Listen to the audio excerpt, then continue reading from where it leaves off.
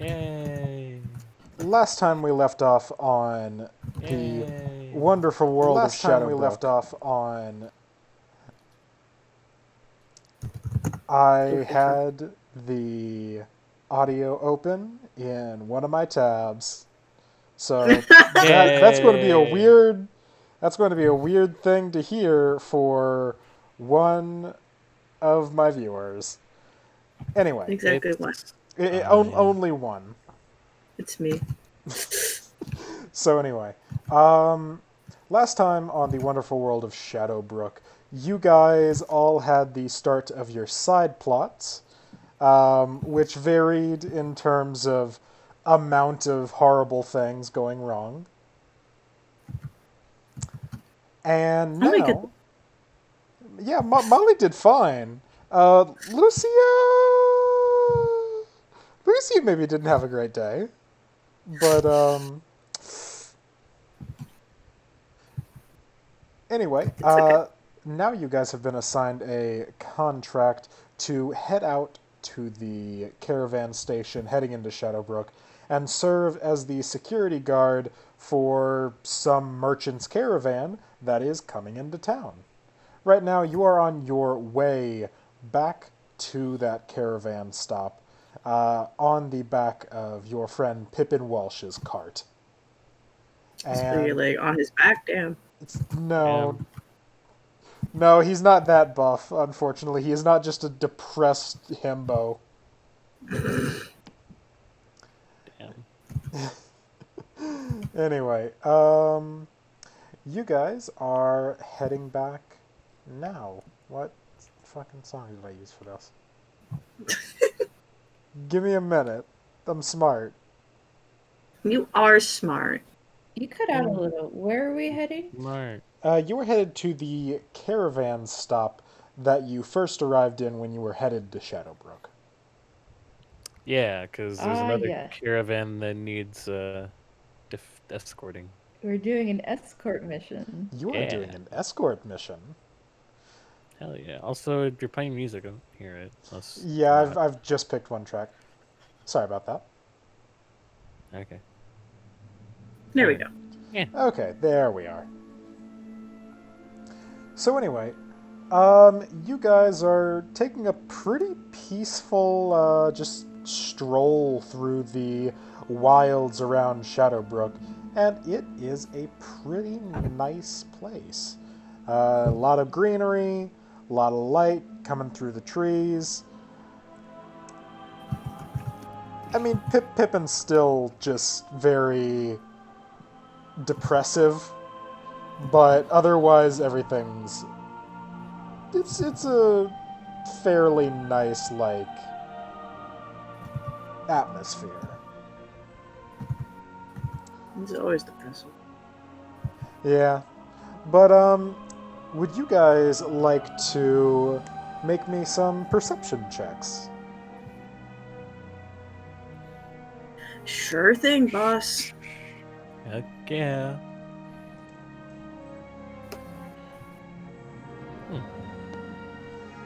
It's okay, Alicia. We love your mom. Oops. Oh boy. So, Remiel and Lucia. Remiel, you have actually noticed this thing that you are currently noticing before. Namely, as the cart, just sort of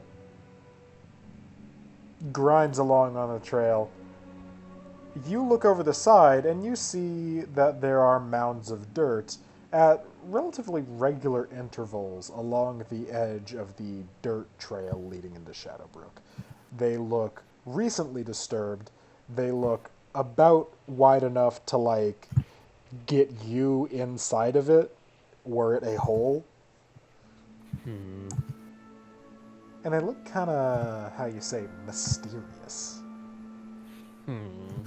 Like they look like giant gopher holes. Is what I'm assuming. Yeah, that's pretty much it.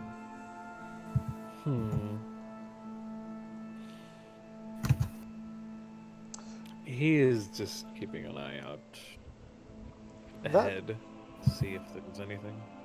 Thankfully there As does. he's noticing this pattern. Yeah. Thankfully there does not seem to be anything like directly on the trail until you guys finally get to, within visual range of the caravan stop. And once you do, you do not see another like cart drawn by a donkey or anything. You see a kind of fancy like carriage, actually. Hmm. It's got the usual like passenger cabin, but also a ladder up to the roof where a set of seats are kind of placed in the same configuration as you would expect from a double-decker bus. So, The fuck's a double-decker bus? It's a bus. I see that What? Molly has What? learned the word fuck. This is very large for a caravan. And oddly enough, one, you notice there are no like draft animals to draw it.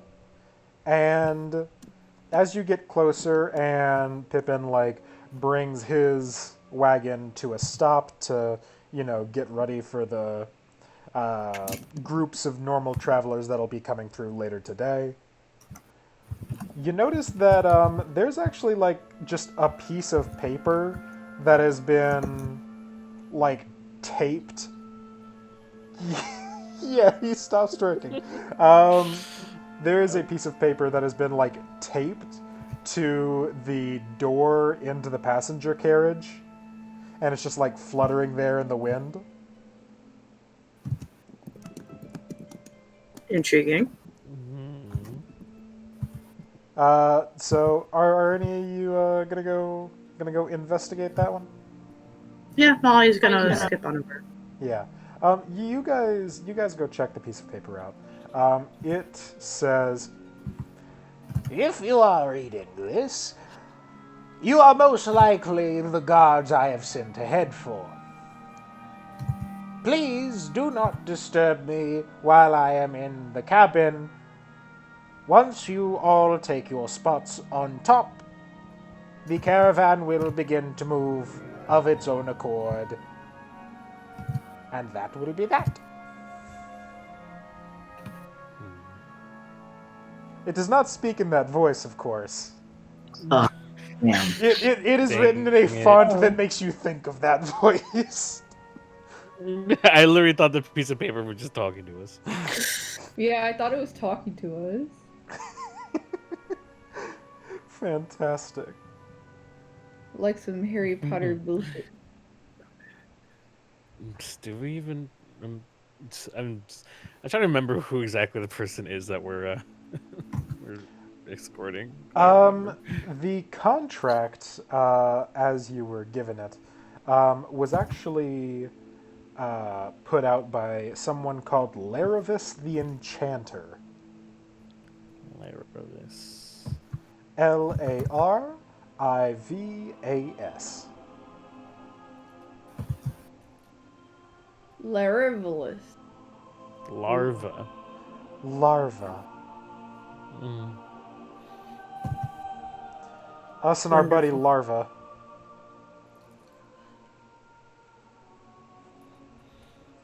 So, you guys have been pretty much invited to hop on top. What do you do? Can we see if there? Can we see like who or what is controlling this weird thing? Bus? Whatever a bus is. It is just like an ornately carved like wooden carriage, just larger than most and kind of fancy looking. Yeah, but is there like anyone that is like controlling or driving it or anything that's making it move? Not that you can see, like there's a driver's seat, but that's the closest thing there is. There's no driver. Are there any like windows that we can maybe peer into to the guy who does not want to be disturbed? There are windows, however, All of them are blacked out. Very unhelpful. Can I not even see through it with dark vision? Nah, they're more like those like mirrored windows. You know what I'm talking about? Okay. Like one side you can see through, the other side you can't. Okay.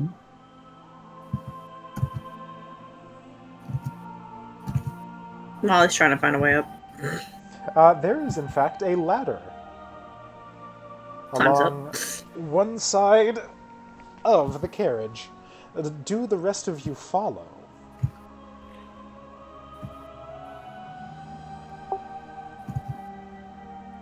Yeah.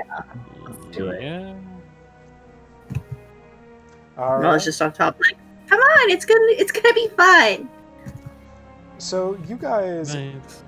start climbing up one by one onto the carriage. Could y'all do me some favors and decide in like what configuration y'all want to hop onto the carriage in? Ominous question. Because there are 5 seats on top. There's one at the front, and then there's 2 rows of 2 back there. 2 rows of 2. I call front seat. Molly calls front seat. Second seat. Third seat. Alright. We got Lucia, we got Remiel, and anybody jostling for 4th between Nothus and Vanessa? I'll take it. Come again? I'll take it. Alright. In that case, Vanessa is the last one to board the carriage. By the way, could you guys do me a solid and like put in your HP for your tokens? Sure, if I can click on my token. Yeah, I can't access my token. Gosh diddly darn it. Give me a second then. I will grab y'all some proper tokens. These, though, are going to hell. Ah, you banished us. I banished all of you to the Shadow Realm. The Shadow Realm happens to be where I am taking your tokens from. I'm just taking these from the big top map. Okay, you guys should have access to these tokens. Yes. I can move them. Yes, indeed. Is the red circle our HP or the blue circle our HP? The red circle is your HP. Thank you. No problemo. It's bar 3 on the... There you go. I don't know what the other circles are for. I've been using blue to keep track of AC. Okay. Yeah.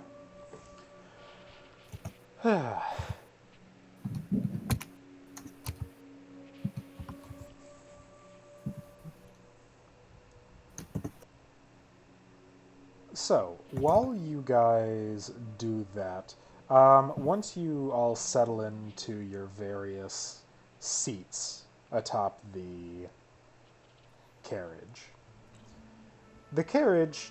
starts just moving along.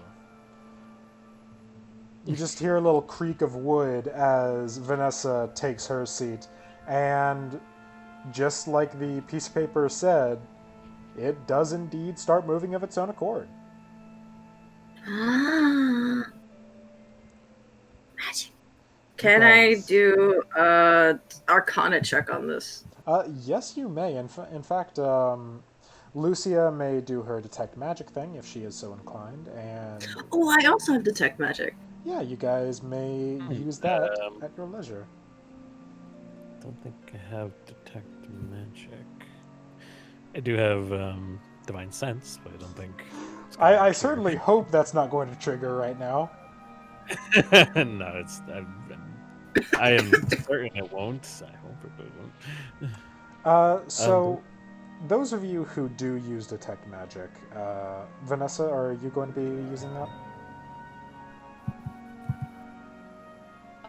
Let me see if I have it.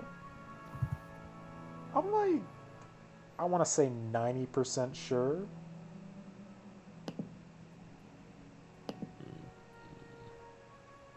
Oh, I do. All right. That is just.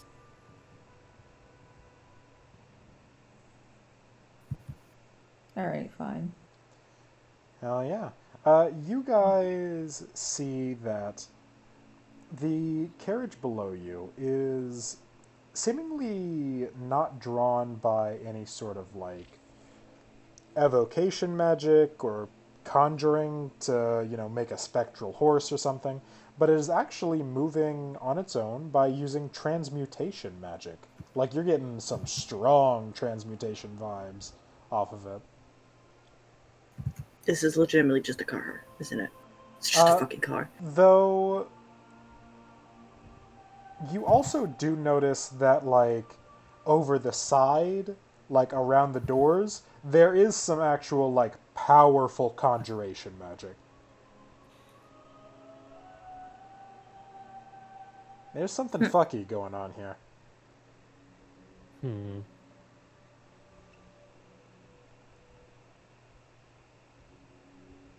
Molly is intrigued. So you guys set off back towards Shadowbrooke, and it's looking like this is gonna be a pretty simple proposition, really. Nice. And you get about 20 minutes in, and that's where I'm going to have you guys make another round of perception checks.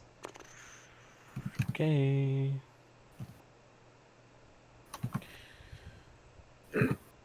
Ooh, damn, Molly. Damn.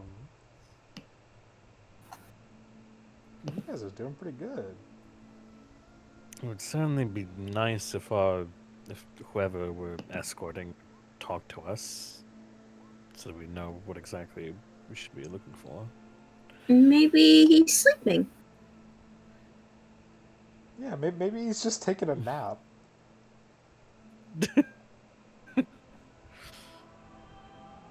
Shit, he had plenty of time to take a nap before getting here. So, Molly is the first one to notice, but Vanessa, Nothis, and Lucia, you notice pretty soon after.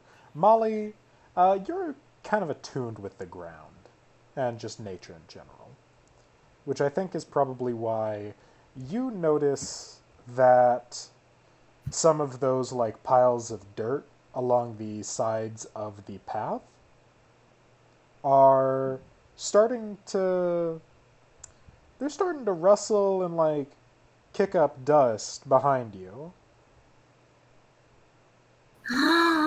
People are hiding in it. And first that's happening like five of them back, and they're fairly well spaced apart. So it's not like right up on you. But then it's four, and then it's three, and when it gets to about two of those hills back, you start to see why it's doing that. Hmm?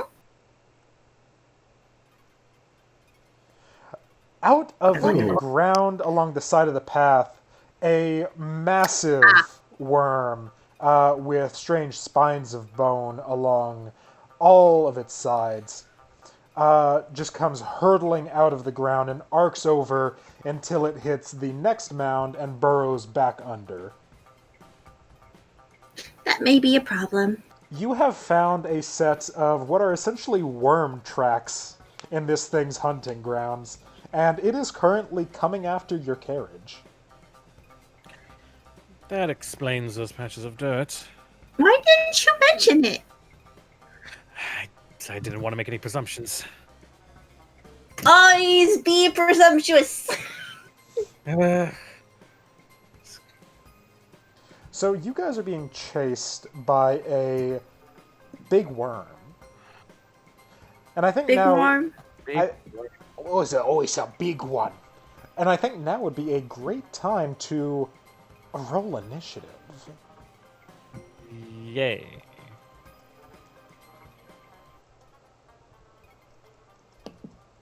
Ooh. Oh, worm? Worm. Worm? Worm?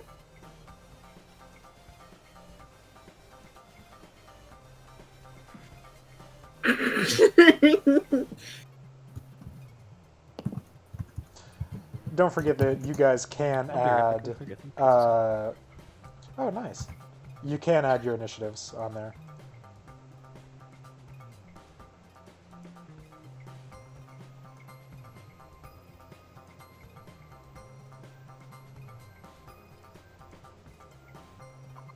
Song is so familiar. Hold on. Oh! Oh! Yeah, I was wondering when you'd figure it out. Hell yeah. Oh, it's been a long time since I've listened to that one.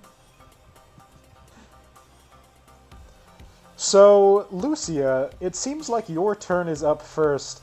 Hey, you, what you gonna do? Party people in the house, let's go.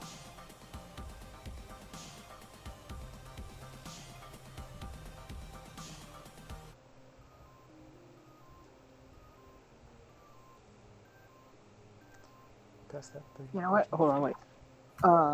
Let's go for some good old arrows first. Oh, hell yeah. Alright, go for it, my guy. Give me an attack roll. That is indeed going to hit. Would you like to roll me damage? Uh, And remember, you can do that by clicking light crossbow in the chat. oh, in the chat? Okay. Yeah. Damn, not bad for your first shot. So, as this thing starts, like, arcing towards y'all, Lucia pulls out her crossbow, strings up a bolt, and proceeds to actually pretty dang accurately fire a solid shot into its side. And Yes, all of finally it hits. finally hit something. All of y'all just hear a as this worm screeches in pain.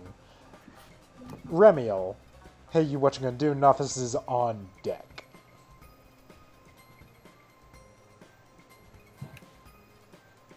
City?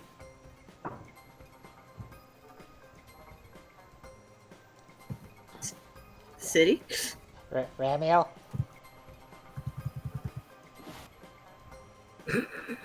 I can't believe City's fucking dead.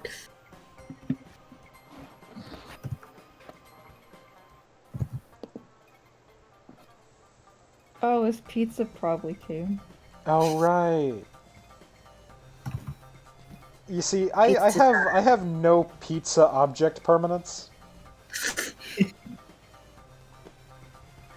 It's why I can eat an entire one. Because my belly forgets that I have already eaten like half of it. Hmm?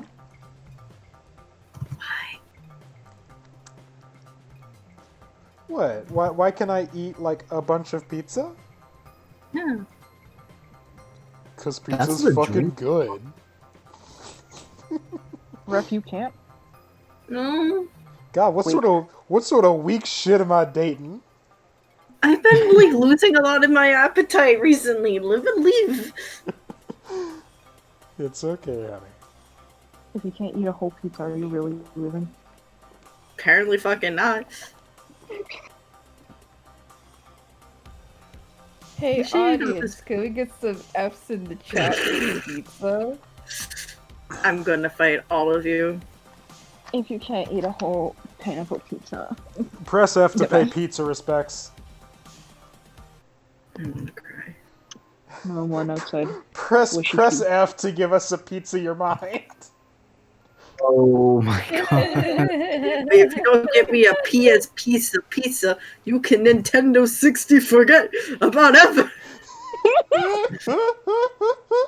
Can I get a pet pizza. I see that this has turned into a Conjun House stream. Yes. God, can you Yeah. imagine fucking a Conjun House tabletop RPG?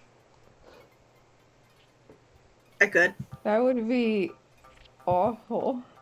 Yes, it would.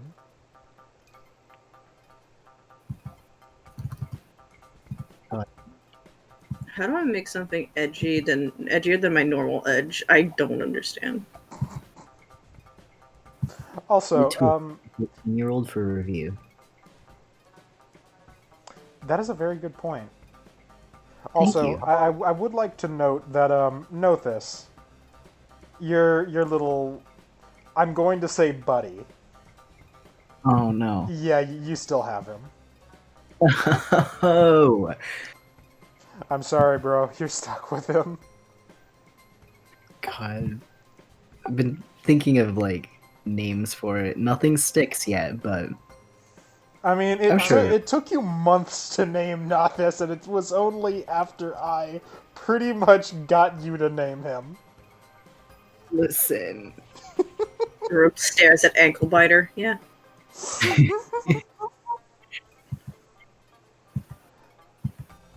For those watching the stream or watching a recording of the stream, let it be known that Andrew is the most indecisive goddamn person.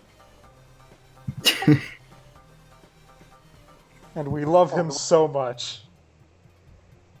God, yeah. Thank you. But also, dang, I also wish I was not like this.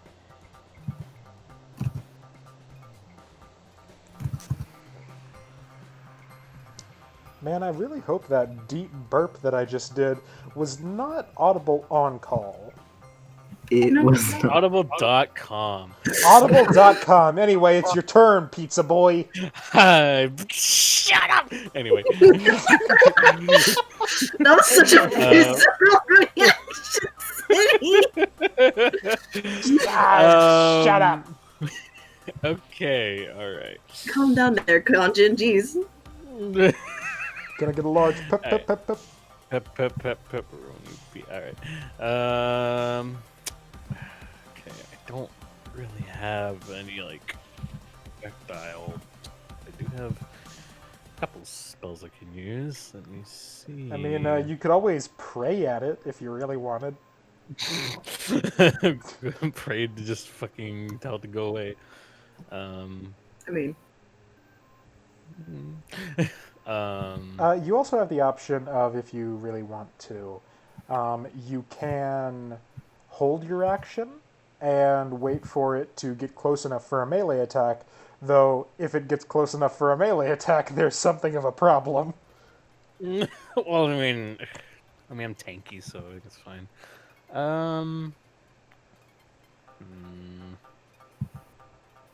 What I am going to do is I'm going to use Bless. That sounds like quite a good idea. What the fuck is my roll for Bless? You know, fucking... You don't need to roll for bless. I don't roll for it. Yeah, though you can put the spell card in chat. There it is. I can just fucking cast at what level? I'm level 3.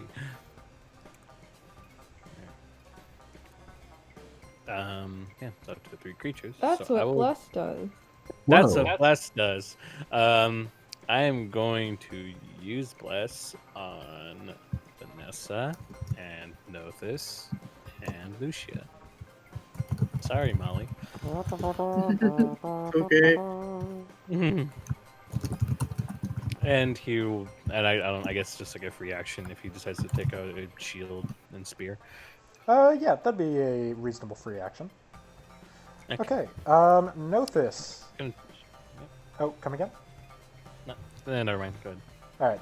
Alright. Nothis, it is your turn. Vanessa, you're on deck. Wow. Thanks.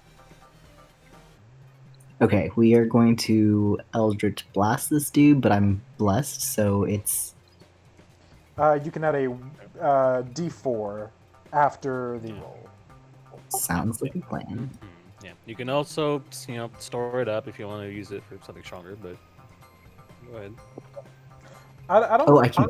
I don't think you're gonna need that. Hmm. Okay, yeah, that hits, and that does quite a bit of damage. Um, oof. Ooh. That's a good amount. So you actually, would you like to say how you cast this bad boy? I was gonna say I'd aim for a leg, but it's a worm, so Yeah, it doesn't really have many of those. It's got a bunch of like bone protrusions along the side of it. let's try to make it like eat this blast or whatever. It's got a nasty mouth. Yeah, it is not. It has not been to the dentist. Oh. To be fair, dentists are expensive. I would like to hit it in its gross mouth. Congratulations, that is a fantastic plan. So you aim and you fire off your eldritch in your trademark Christmassy flavors into this thing's mouth. And you guys just see a red and green flash the back of its throat and hear another one of those roars, but this time it's muffled and like you can hear the very faint, distant sound of jingle bells.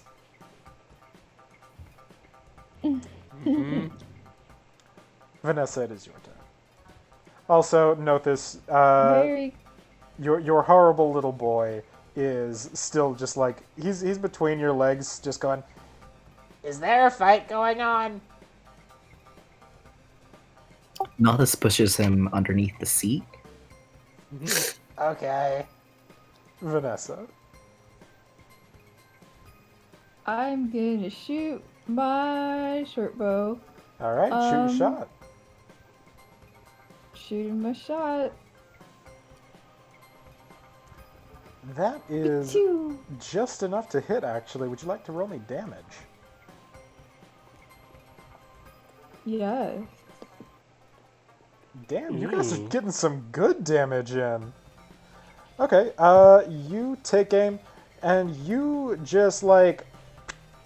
You actually, like, get this thing right near where Lucia put her bolt in, and now there are 2 arrows sticking out of its sides. Now it is the spine worm's turn, and this thing is understandably angry. You guys have done quite a good job of shooting at it ever since it popped up, and it just came here for lunch. So now it's going to try and make you that lunch. It crosses over to another mound behind the carriage before curling under and launching itself out once again to fly over the carriage. The bone protrusions on the side of this thing are nasty. Just nasty looking things.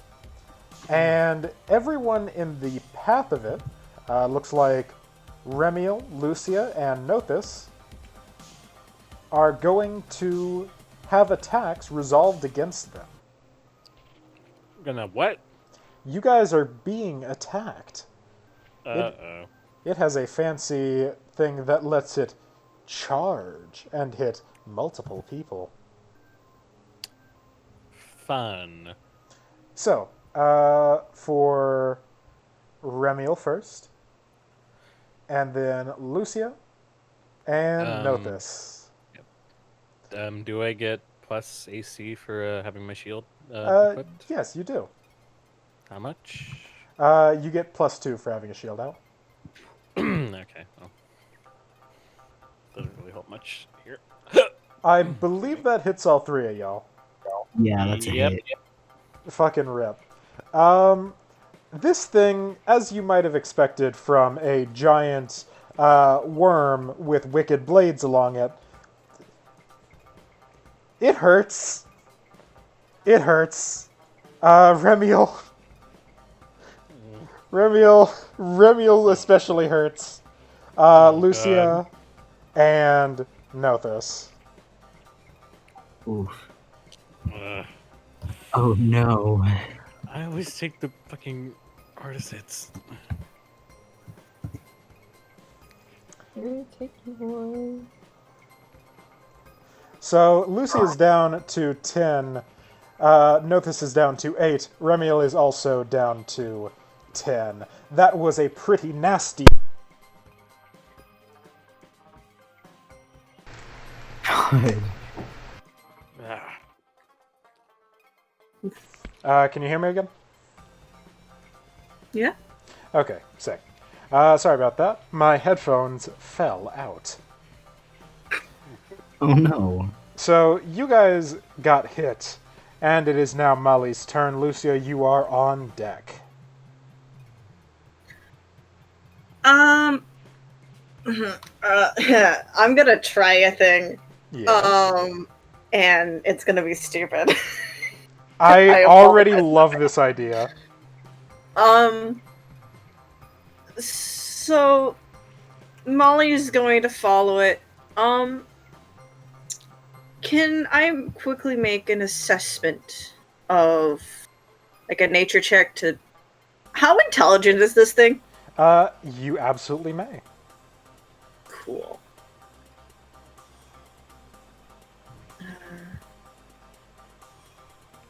Damn, okay. So you know what this is, though you've never seen one quite as large as this.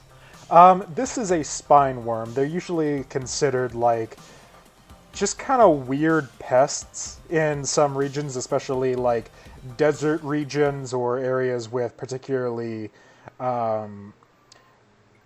soil-based ground instead of like really rocky terrain. Mm-hmm. And this thing, way bigger than it should be. You do know that they're not the smartest thing. Usually they head towards food and movement, and that's about the extent of their intelligence. But they do have like a little bit of problem solving, presumably. So 4 under? Because, she's gonna try this. Oh boy. Hell yeah. That is very interesting. Just whip out some food that she... Because, okay. Wait, hold on. Does Lucia have food on her? Would Lucia would have brought food on this? Molly would. Did Well, also Lucia there's the bring a muffin? Yes, of course. Alright, so, she's just gonna quickly look at Lucia. It's like, I'm really sorry, grab it out of her, Lucia's, like, pouch or something, and just be like, hey, big guy, throw it. Okay, I love this so much. Just for flavor, and I know the spell will work without doing this, can you make me a attack roll, just with your proficiency modifier and your dex?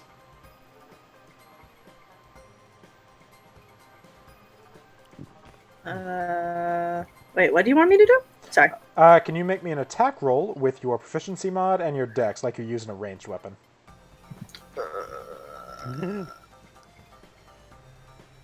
Proficiency bonus? Yes. Okay, 1d20 plus proficiency plus my dex, so that's 3. Yes. Yeah, you peg this thing with the blueberry muffin that Lucia had. You get it right in the fucking mouth. And just in the background, in this ethereal audience that doesn't fucking exist, you just hear everyone go like... And this thing is going to make a wisdom saving throw. Let's see if it works. Please, God, please. Oh wait, this doesn't actually have a modifier. Okay, what's your DC? 12. 12? Alright, fingers crossed. It succeeds! So, you peg this thing directly in the mouth with a delicious confectionery from the Blueberry Bakery. And as you do, it continues to arc over the path, but it doesn't seem to really continue attacking. If anything, it looks behind it, kind of like, friend? Not food? Friend! So you are currently headed towards Shadowbrooke with a giant worm in front of you disturbing the trail. Molly's gonna be like, hey, could you go on the side trail and make it bigger? It'd be really nice, and you might be able to eat some stuff. When you say side trail, what are you thinking? So there's the main road, and it's just right on the side of it. Okay. So it's not destroying the main, the middle of the road, but on the side of the road. Okay. In that case, make me, I'm guessing, a persuasion check to kind of get across this idea of, hey, please don't fuck up this road. Persuasion? Okay. You know what? I'm gonna say that's enough. You. I charmed it, please. You charm this worm. Molly the snake charmer is now in the building, and she tells this worm to get the fuck out of the way. And lo and behold, it actually does. So it starts getting off of the beaten path of burrows that it has made along this trail, and it actually launches out into a more wooded area on the side of the path and starts digging new ones. That also means that it is quite a bit slower than it would have been had it not started, digging a bunch of new holes. So Molly just kind of looks at everyone and is like, please don't attack it or else it will stop. So, yeah, you guys can actually, just continue to town, I'm pretty sure, because you've slowed it down a lot, and that's a duration of 24 hours. Oh my. Molly just sits back down and looks at Lucia. I'll buy you more food when we get back to town, promise.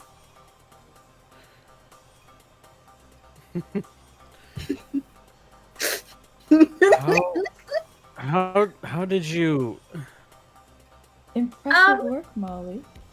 Thank you. It's technically an animal, so I can befriend them.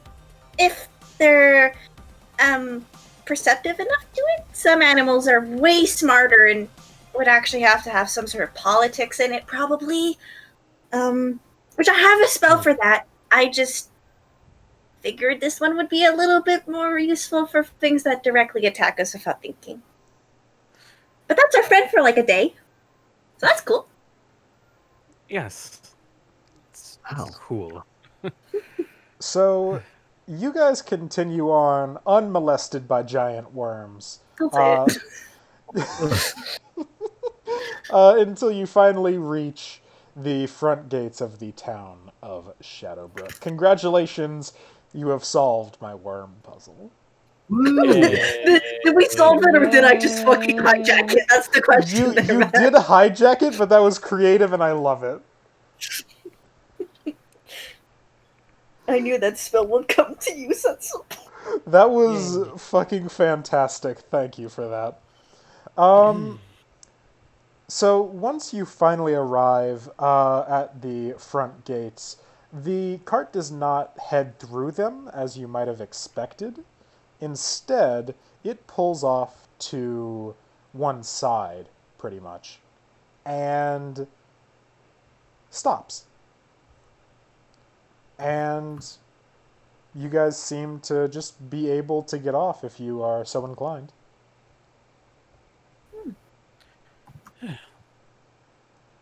Well, we made it out with very little scratches. Do you need help healing? If you'll be so kind. Who's the most hurt right now? Not a Or constant. can you heal yourself is the question. Note this is the lowest in terms of HP.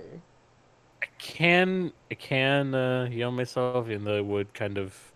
I'm under a limit, so. I mean, so am I, but Yeah. if I take a small rest, then it's fine.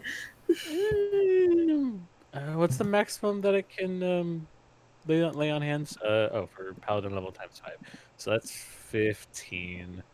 Uh, fucking, I'll use all of it. So that gets you back up to 25, I think. Yeah. So Ted Nothus was. yeah, Nothus is also hurt. Yeah, nothing's. Alright. And then I'm gonna. There we go. For Nothus. Just hit him with like a little bit of cure wounds. Excuse me. So, Alright. as you guys start to get down from the carriage and collect yourselves, start patching yourselves up, the door to the carriage opens. Standing in it is a pretty old, kind of skeezy looking dude. In a very stereotypical starry blue, like, wizard hat and robe. He's got kind of a gut. He actually has, like, a couple stains on the hem of his robe. He does not look as a wizard should, really. And he just stretches, showing off his kind of skinny arms and everything, and his long ass white beard. And he reaches up to a strip of wood along the top of the carriage and taps it. And the strip of wood unfolds to reveal a sign. Laravis the Enchanter's most extraordinary creature emporium. This is Laravis the Enchanter, and as you guys look back into the carriage as he exits, and, just sort of collects himself, you guys notice that, like, the inside of the carriage looks way bigger than it should be. You're on the inside. He closes the door behind him and kind of, like, smacks his lips like he was actually taking a nap inside. Right about the nap. As he, like, is stretching and working his shoulders, you guys are just hearing, like, a cacophony of cracks.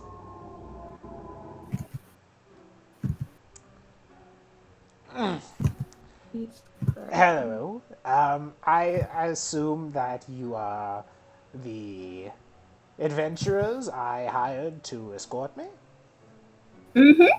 Well, I hope that not too much troubled you on your journey over. No, we handled it a bit easier than we thought. I thought we would. Molly's just like giving him like a grin. Oh, what did you think was going to happen? Well, I figured we would get attacked, but certainly didn't think that we would make friends with a giant worm creature. Hold on. A giant worm? Describe this worm. Molly, it's just Big worm, lots of scales and bone stuff. Oh, what was it called? Again, I forget.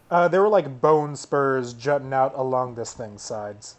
Yeah, bone spurs. Bone spurs? I befriended it. It should be here eventually. Actually, I should go check. And just like waits. Wait, is this coming here? Yeah, I befriended it.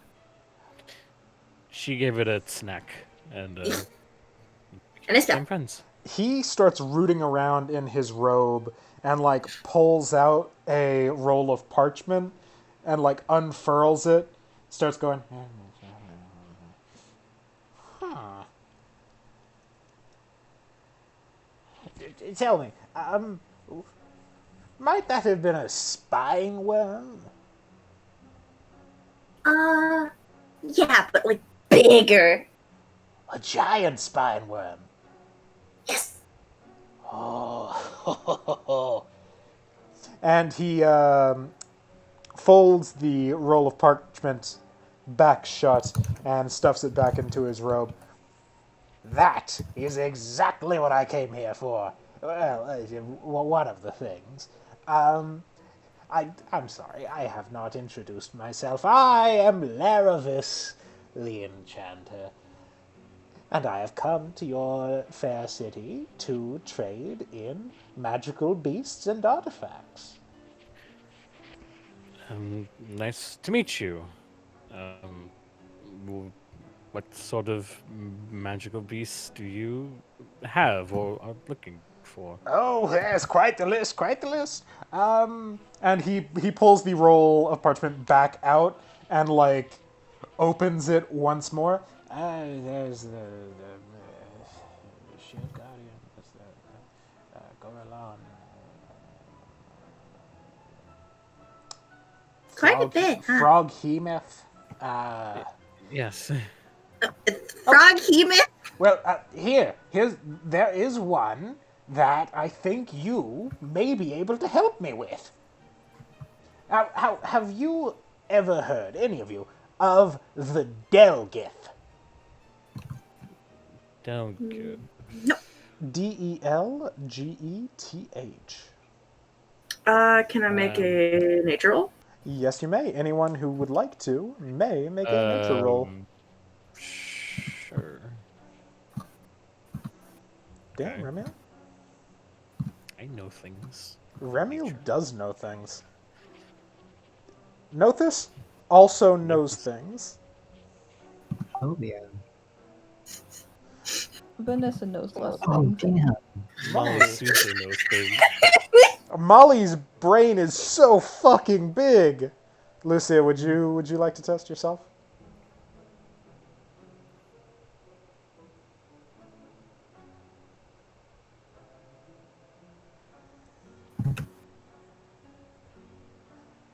It's Alicia? Okay, take your time. It's okay. Take your time.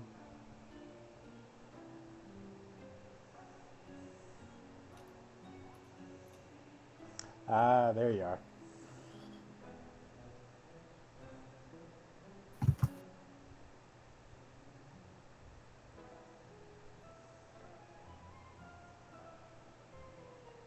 Well, in the meantime, since Lucy's not really going to get much more in the way of information unless she crits, Molly, you actually do know what a Delgith is. And so does Nothis, and so does Lucia. A Delgith is more or less a giant, kind of terrifying deer that is almost always on fire. Whoa. There's rumors here and there of like, oh, it came from some sort of fiendish bloodline intermixing with random animals or something like that. But the normal explanation of it is there is a deer and it is very, very on fire. And it continues to stay that way and cause forest fires. They eat charcoal. Delicious. And this guy, Laravis, he seems to be looking for one of them.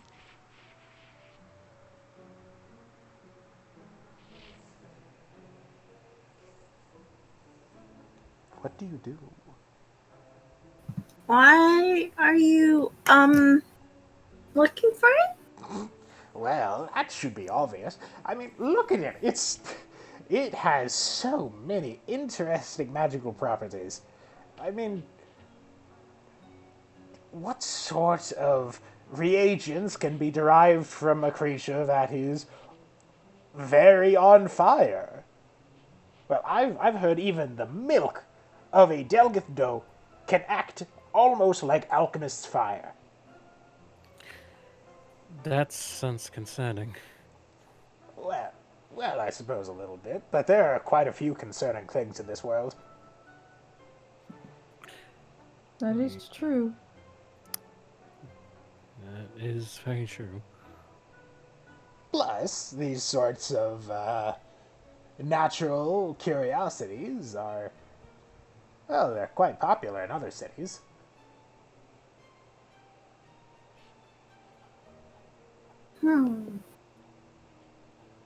I have to be right back, but you guys continue. Okay. Okay. So basically, Laravis is looking for help to collect a bunch of magical specimens and basically make a combination research institution and zoo. Hence, Laravis the Enchanter's most extraordinary creature emporium.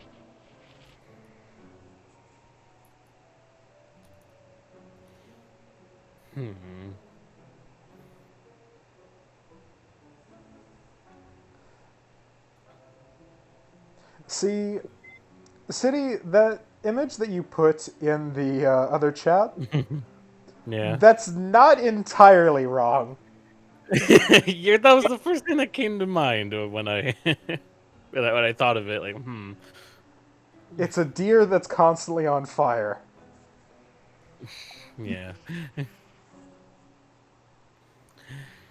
um, has this creature been disturbed, or has it? This sounds very dangerous. Has it caused any trouble within recent times? Well, I've heard a few rumors here and there about local forest fires, farther away from the town, I assure you. But,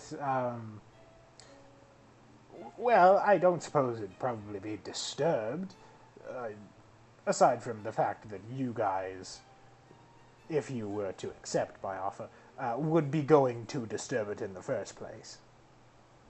And bring it back to me. What's in it for us? Oh, I am glad you asked. And he stuffs the piece of parchment, presumably the list of all of the various magical animals he has come here to obtain, back into his robe. And he takes out another one. This one he rolls out vertically and looks over it for a second.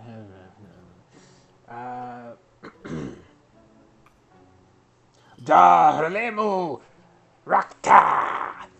And he crumples it up and it collapses into a gust of ash as a display table just sort of like teleports in front of him. And it has a fairly wide array of magical items. And he brings y'all's attention over to one display case in particular and points to a rather plain looking ring that sits inside of it. Now, I have an offer for you. If you guys were to go and capture this Delgith for me, I would be happy to part with one of my most interesting creations, the Ring of the Grammarian. I presume that a fair number of you are versed in the ways of the arcane.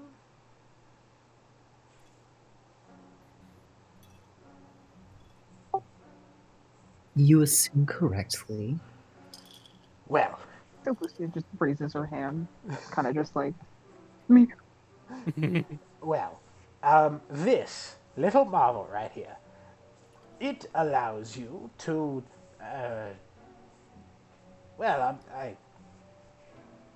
candidly, I'm not quite sure how it works, but it allows you to change the meaning of a spell to change its effect. One of my personal favorites with this bad boy was turning Cause Fear into Cause Bear. The Ring of the Grammarian is a magical item that will allow you guys to change one letter of any spell name to change the effects of that spell. One letter. Yes. Oh, that's so good. Note Is this there would. any? Go ahead.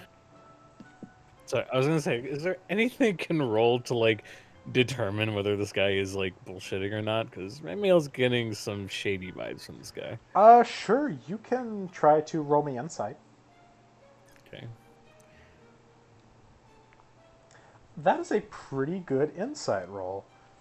Mm-hmm. Let me just check something here.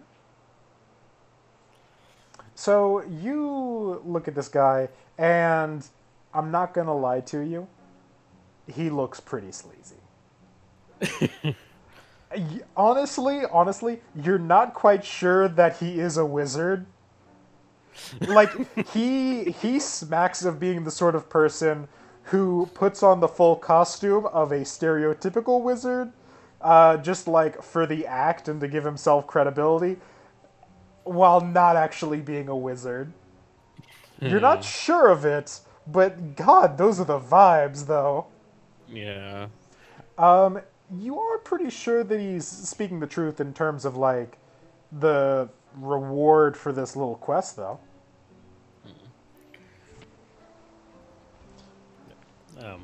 I don't know if this is gonna say anything. Come again? I didn't know if Nothis was gonna say anything.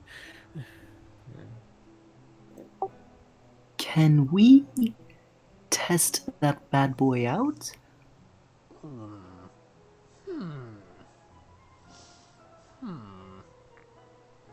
Yes, come, demonstrate it for us. Well, I suppose it wouldn't be. Do it, do it, do It it. wouldn't be too harmful to allow you a demonstration. I must warn you that it only has enough juice for one such modification per day, but I am willing to allow you to test it out. He opens the like jewelry case that is on this display table and gestures for you to come pick up the ring. Nothis. All right. Nothis is going to put on the ring. Okay. And he turns to the party with him. All right, guys. Do we cast dancing fights or make armor?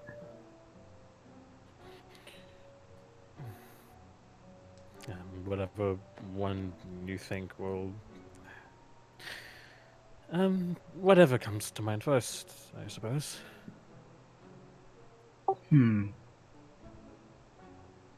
Make armor is so much more practical, but man.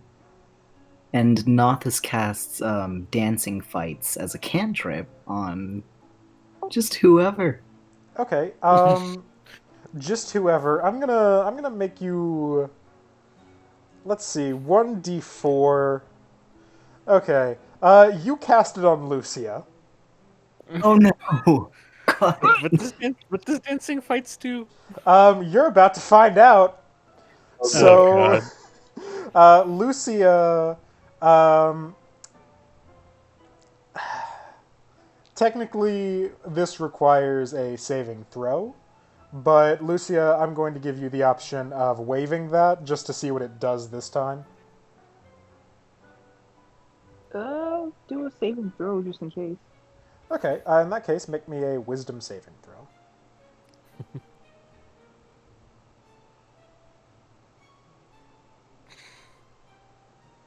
Wait, is Did it work?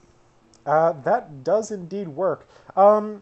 Lucia, You are not overly affected by this spell, but as you are hit with the flash of arcane magic that comes from Nothus's fingertips, you feel a sudden impulse, a sudden feeling deep down. You feel the need to boogie. However, Nothus, you do feel the need to boogie, and it is significantly more stronger than in your target. Can you please make me a performance roll? Oh my god. Oh, no.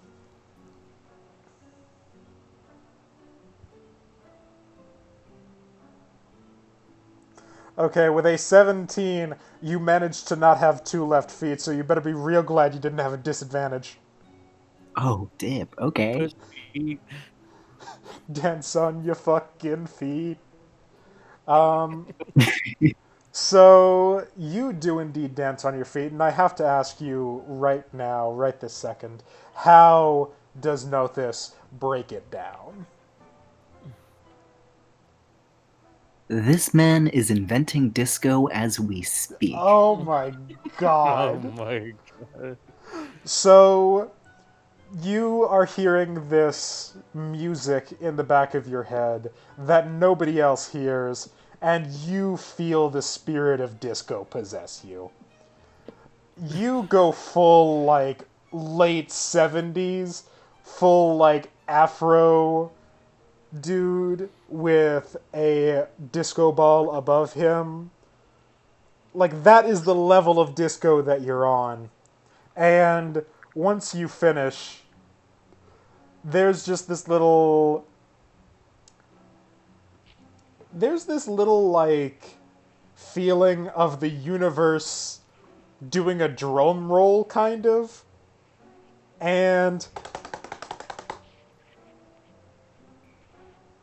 finally, it just sort of like points to you, and there's this lash of energy towards Lucia, but because she made her wisdom saving throw and decided that she didn't want any fucking part of this, uh, she does not take the psychic damage from dancing fights.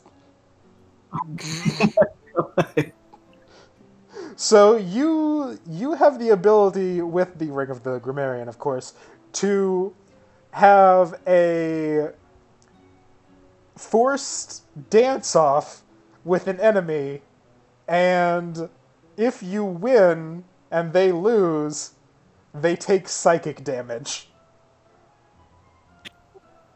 Huh. Yeah, By the that's what losing a gods. dance battle feels like. Yeah. I'm back. Was that a... But- Welcome back. You missed a dance off.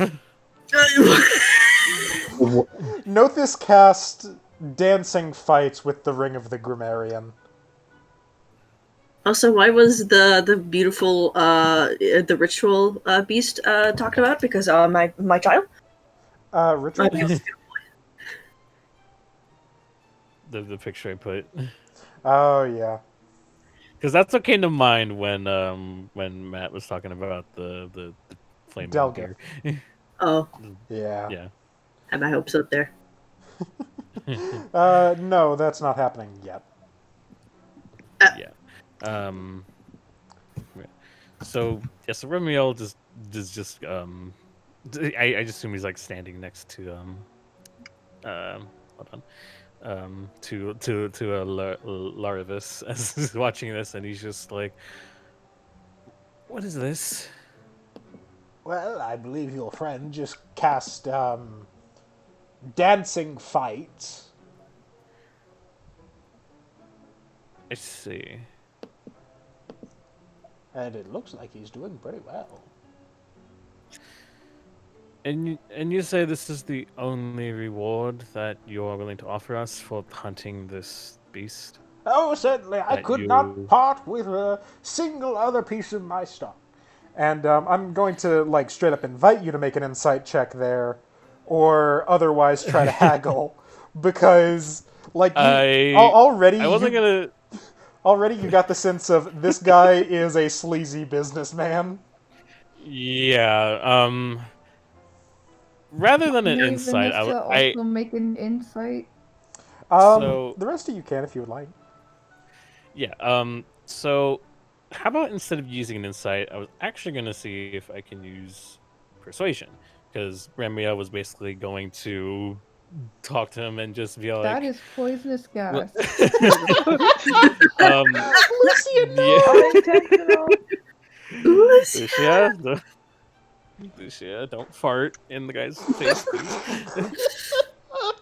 Anyway, um, I was gonna use persuasion as Remy was basically going to tell him, well, considering that there's a group of us here and your so-called reward is only really meant for maybe one person, it's a bit of an unfair trade, especially considering that the beast that you're going to reward us for hunting is a it seems very dangerous. Certainly a lot more than one person can handle. So perhaps a reward that is meant for a group would be more sufficient than one simple ring. Well. With a 15 persuasion, I'm going to say you manage it. With a Yeah. 15 in persuasion. Well, all right, all right. For this service, for returning me one live Delgeth, I shall also throw in a pair of sending stones.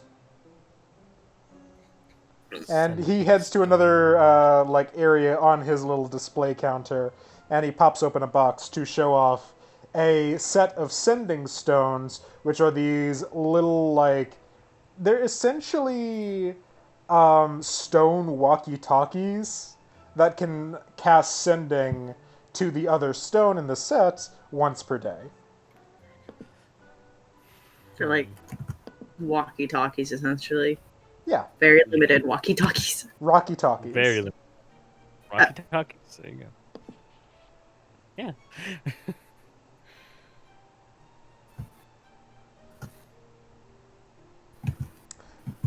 So what is your response to this counter offer? It seems like all we really have to offer us are seemingly these very limited use, dare I say, knickknacks. Are you saying this out loud? Yes. Knickknacks! I will have you know that these magical items are quite useful in a pinch.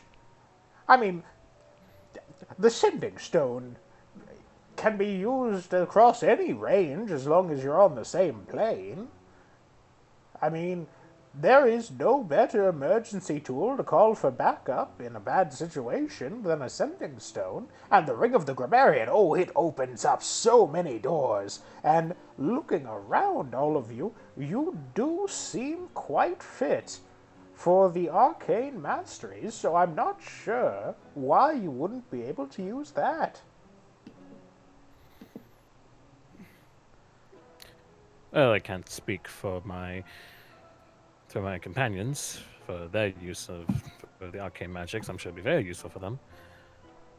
Well, now, listen to me. I'm going. What you call me? I said, listen to me. I thought you said listen, poopy. Yeah, you call me poopy. Like, excuse me.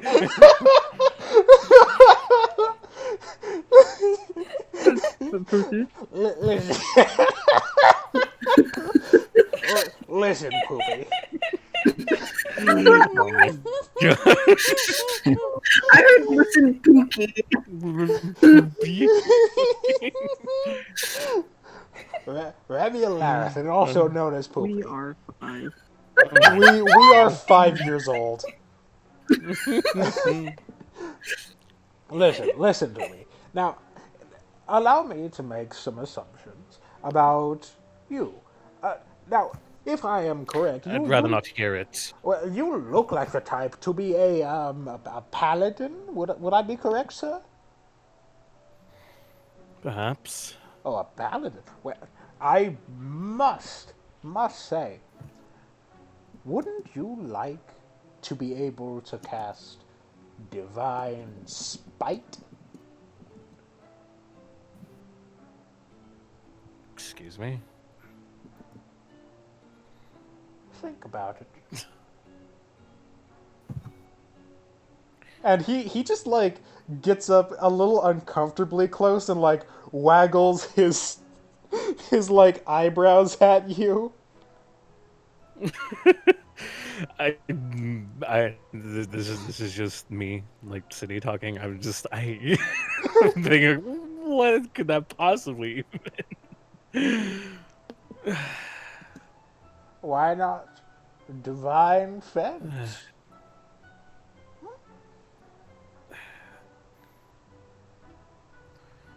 I I feel like even if I were to ask you for anything more, you would just.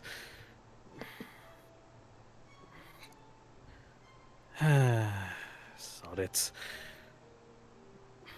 What I Well, really want to know is what you plan to do with this creature once we capture and deliver it to you. well, research, of course. I mean, someone with my stock of arcane valuables, well, clearly I do need more reagents and more routes to understanding the arcane.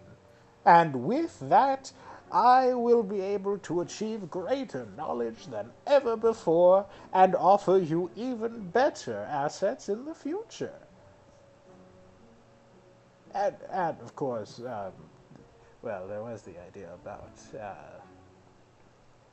well, showing them as a attraction, but of course that would be completely safe for the animals. Molly's just like in the background, like, yeah, you better. I'm sorry, what was that? But- Okay.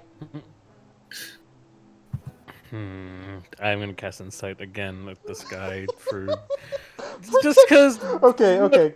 what Can, whatever this guy he's just I know he's like sleazy in terms of like sales thing, but like, I'm just thinking like this guy seems like the type to maybe not treat animals very well. Can I do one too? yes, you may. Also, I did an insight and got a Oh 22, and damn! I'm still waiting on that. Oh, Oh, dang. Yeah, Vanessa, uh, that was an insight about, like, hey, let me get a read on this dude, right? Yes. Okay, you kind of get a similar take as Remiel did. He just like radiates a solid aura of sleaze. Like not in terms of oh this guy is just bad, but I feel like I might get scammed around him. Maybe it's kind of hard to tell. I mean, the demonstration worked and everything, so there's that. Um, so for this one of hey, is this dude going to treat animals right? Despite his demeanor, you think so. He's weird. He's kind of uncomfortable to talk to, but he doesn't seem like mean spirited. Doesn't seem like he'd, just be the sort of weirdo to like autopsy a bunch of magical creatures.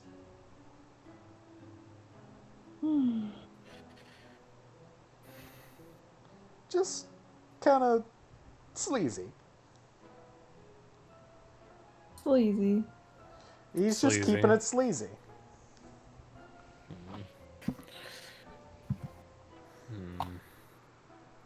Remiel's gonna look at Molly to see if what she thinks. Molly's just like, like she's like squinting at him from probably from behind Ramiel. Just Yeah. Can Nothus also roll insight, but for how easy this man would be to steal from? You absolutely may. We need this ring, y'all. Damn. You think you might be able to get away with it? Like, he's actually currently distracted trying to prove himself as, a decent pet owner. So, maybe. Can Molly quiz him on how to take care of a spine wound? Sure. But first, let's hear out Andrew. What he's got going on. Can Nothus just slip his gloves back on like, oh, I forgot this ring was even on. Let's just miss my gloves. Yes, you absolutely may. Would that be sleight of hand? Yeah, I'm gonna say that's sleight of hand. That sounds very sleight of handy. You call yourself a real zookeeper? Name every animal. You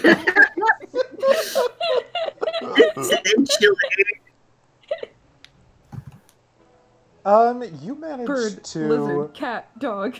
you managed to slip your gloves back on, and he doesn't seem to notice. So, Molly, you would like to quiz him on how to take care of a spine worm? In that case, go for it.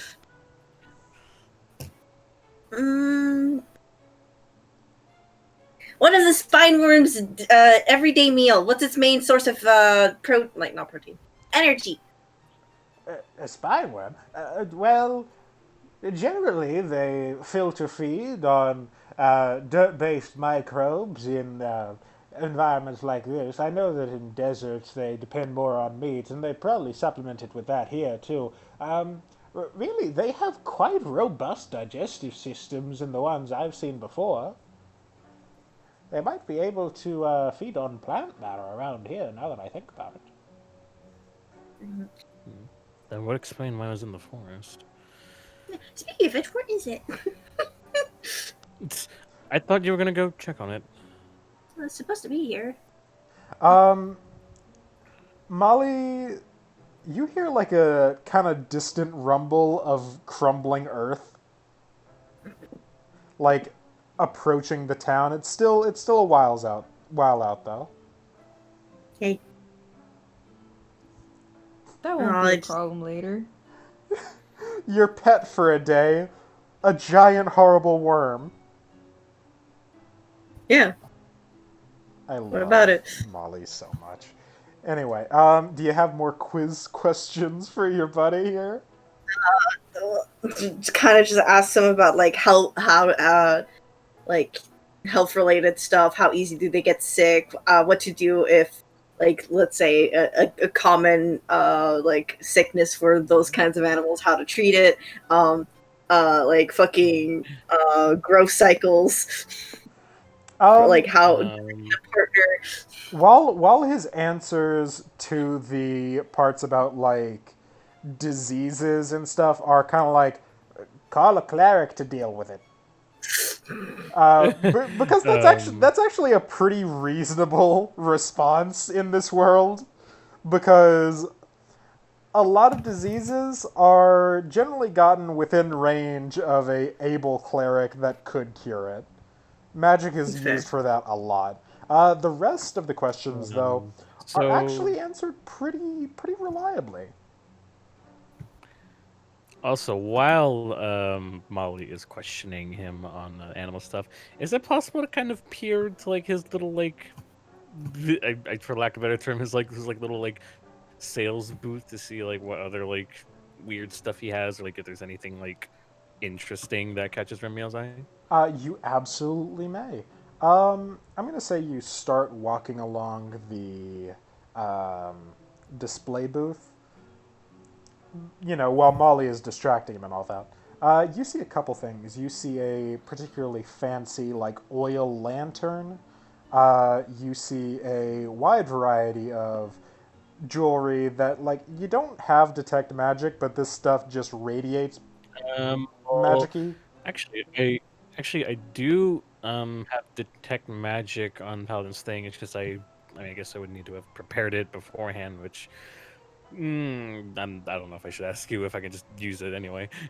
Would you have gone out into this day It, thinking, hey, I should use detect magic? I mean, considering the mission that we were on, I think, yeah, it's reasonable to think that Remia would have think like, well, that could be something magical, You know happening. So yeah, what? you would have probably prepared it. You know what? That's pretty reasonable because the contract was like signed by Laravis, the Enchanter. So you think, oh yeah, probably some magic. I should probably prepare magic before we head Yeah, out. there's gonna be some magic fuckery going on here. Yeah, you may cast detect magic then. You see a wide variety of different magical signatures here. You see stuff like transmutation, especially divination in the case of the lantern. You see a jug of what looks like water.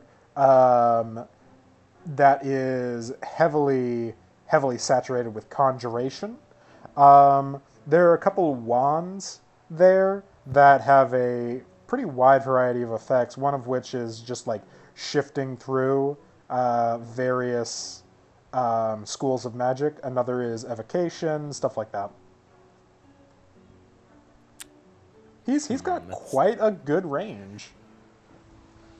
hmm. Trying to think of which one like Ramiel could even possibly like use or get some sort of like you know something that he could see himself like using consistently. Okay, could you repeat the first part of that? Because I got to Remiel could see himself wearing or using and stuff. Yeah, like just is there anything like out of this like long list of like things that Remiel could like see himself like using like during battle or something that would be useful for him down the line? There are a couple of potions at like the end of the counter. Aside from that, there is of course the jewelry and some of the seeming like utility items, like the lantern, which probably does something utility-wise since it's divination. Um, some of the like nicer stuff that Remiel would probably think about more, like enchanted armor or shields, uh, not on display at the moment. Hmm.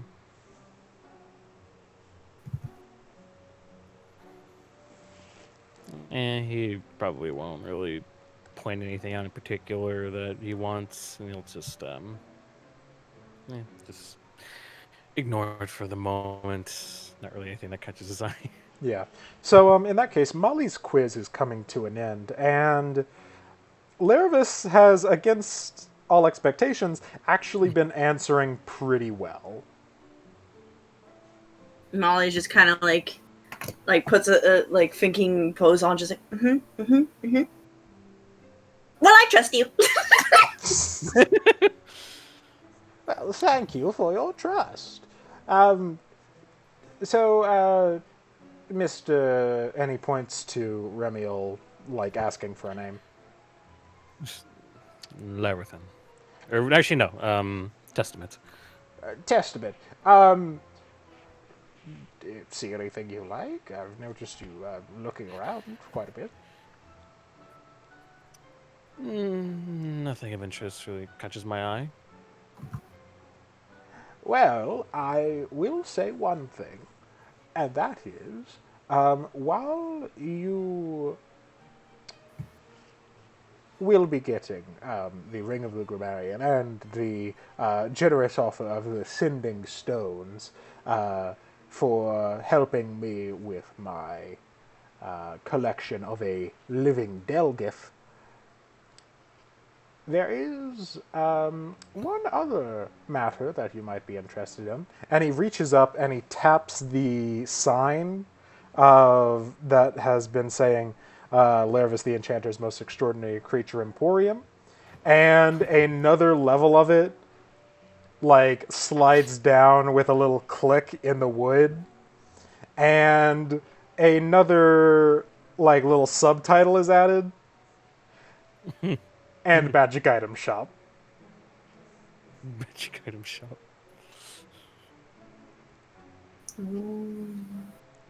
So this is out of character. This is your guys's like. You can use your gold for other stuff in town, of course, but this is your designated magic item shop. Welcome to Fantasy Costco. Hell yeah. Fantasy All your Costco. dreams come All your true. dreams come true. We got a deal for you and not this soul from you. I'm sorry, what was that? That was out of character. I know. So, you guys currently, as a party, have 50 gold apiece at the very least, and there is a display case in case you guys would like to try and find any particular types of items. You can ask after, hey, do you have anything for this situation? Stuff like that. And he might just be able to answer.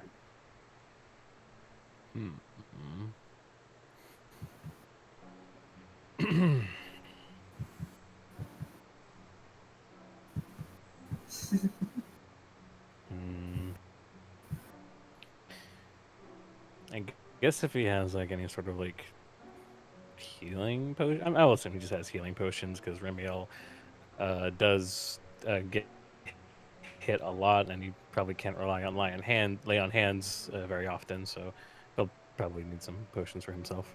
Oh, healing potions? Yeah, I've got tons of healing potions. What strength you want?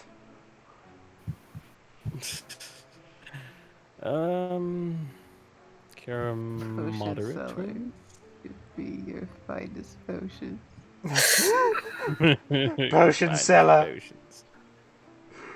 Please. He slides over to the end of the counter, where there is indeed a selection of potions. A couple of which do indeed have the signature, like, red hue of a healing potion. Alright, so, if you're looking for a healing potion, you said moderate? Yes. Like, are we talking patching up scrapes and bruises, or lacerations? Let's say the latter. Definitely get Lacerations? roughed up from time to time. Interesting. And he starts like turning the bottles around to inspect them before turning them back. Turning. Nope. Aha! And he picks one out of the lineup and sets it front and center on the counter and does like a little flourish for it. This, my friend, this is a certified moderate healing potion. It should be good for, oh, well, it won't grow back an arm, but it should take care of most non-mortal wounds. And this is a healing potion that heals for 4d4 plus 4 damage.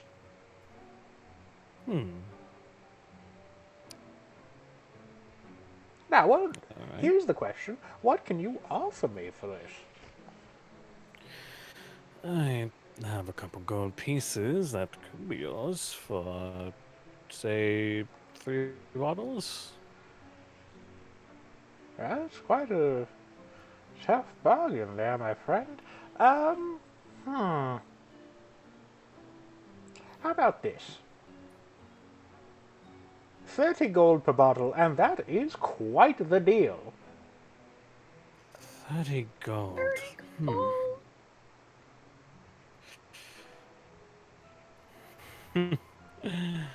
Well, as you can see, I mean, you did guess right that I was a paladin, but my wounds that I get during battle, they can be quite grievous, and well, I wouldn't want to have as few of these bottles on me as possible. And my pockets are only so full.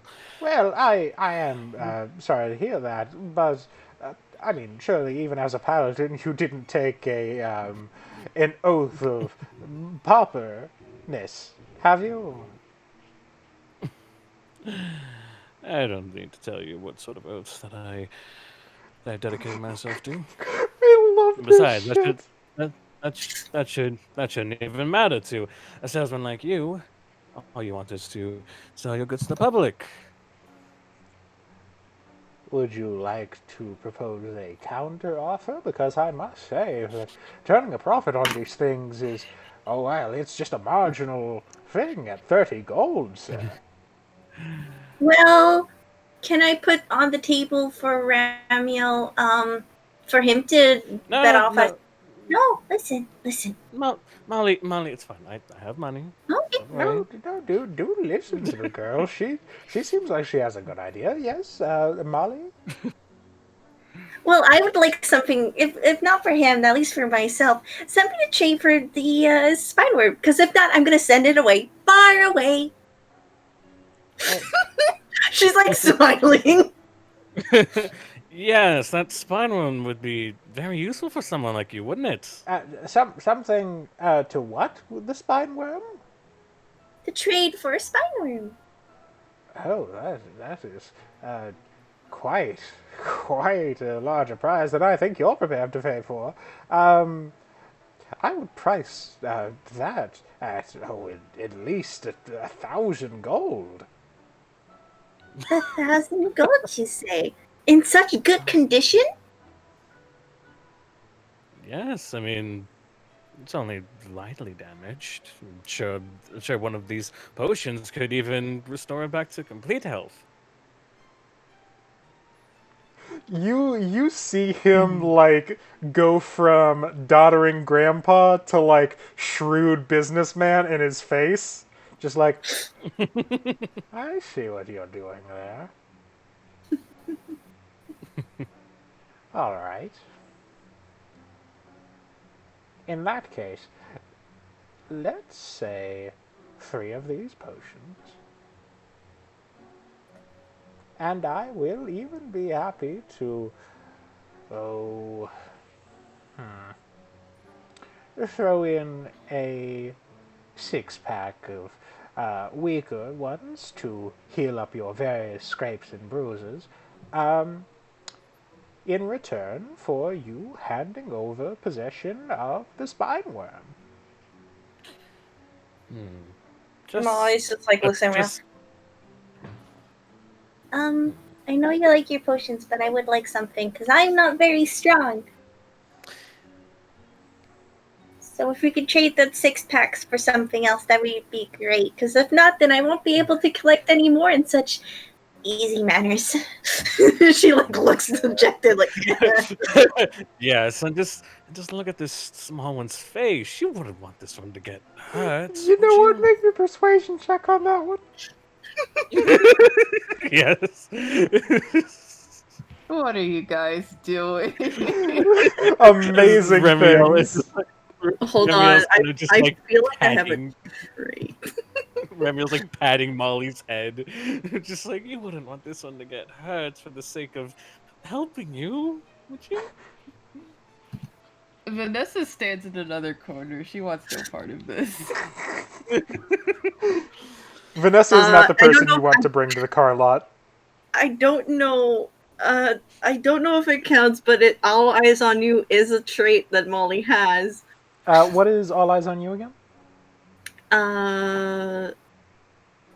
Okay, so all eyes. Oh, hold on, I can just place it, but if you want to read it out loud for the thing, Oh, far I just traveler. yeah, Huh. because Molly's not from here. Yeah. It's mostly you can gain the friendly interest of scholars and others achieved by far lands. You know what? That is a fantastic point. He taps at his chin in between Ramiel and Molly, presumably making puppy dog eyes. Yeah, well, not puppy dog out. She's just like looking like as like just like yeah. Like not puppy dog eyes from Remiel, but rather just kind of that look of just kind of like look at this child you don't What want. would you do if there was a child in front of you? What would you do if there's a child right in front of you? All right. Well, let me offer you this idea. I will throw in 3 of these moderate healing potions, and you, little lady, you, what, what form would you like this strength to take?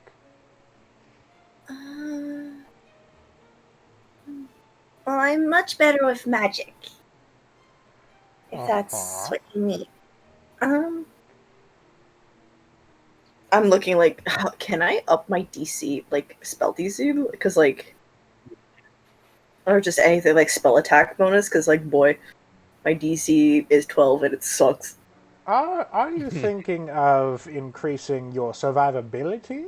Of improving your offensive magic? Work with me here. Offensive magic would work, but if it can make it more efficient, so to speak. Strength in mind, so I guess. Strength in mind. Strength in mind. Huh. Huh. Huh. I think that I may have just the thing. And he looks around the display table for a moment. Just a moment. And he heads back over to his carriage, opens up the door, and heads inside.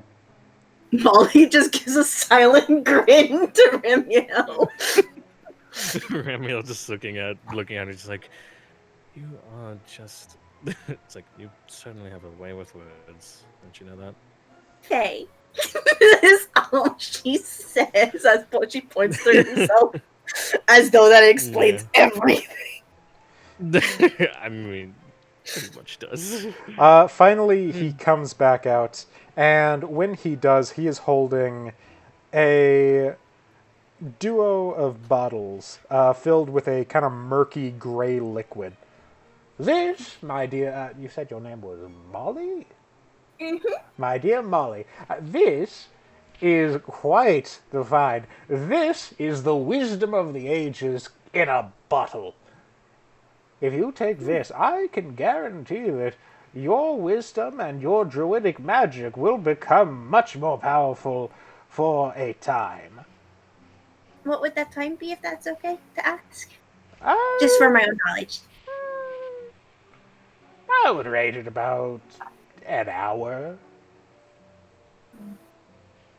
Well, it would be timely, and I'd have to time it properly, but... For the crunch mechanics of this, these will up your wisdom score to 19 for an hour. Wow. Oh, that's pretty... that's hot. Oh, that's hot. Oh, that's hot. That's hot. Molly's just like, I'm liking this deal. If it's okay to say that, Ramiel, because I actually really want this. She's like staring at them like, oh my god. Well, you can do we get have a whatever you deal? want, but get whatever you want, but considering the value of a spine one, you said 1,000 gold pieces. Oh, I I'm must starting to say, feel like that maybe. Oh, these potions, sir, these are quite valuable. Well, just the reagents going into this one, if I do recall, it includes gold dragon gizzard, a bit of hydra bile, quite a bit of quite dangerous to obtain herbs and spices. I could not part with this delicious. for anything less than 400 gold a bottle in normal circumstances. This, my friend, is a steal. How much is he offering us? It's, 2 bottles of it. yeah. So Two- that's two- 800 two bottles gold. of that. Yeah, 200 bottles of that wisdom, and then the 3 moderate wounds. bottles. Well, that's correct. Mm. It's kind of a steal, guys. Does it taste good? Or should I probably get something sweet to eat with it? He looks up to it because he's still holding the bottle aloft. You know what? I don't know. It should probably taste, kind of bitter, but She makes his face like, okay. oh, you'll be fine. Just you're a druid. Do you know Goodberry?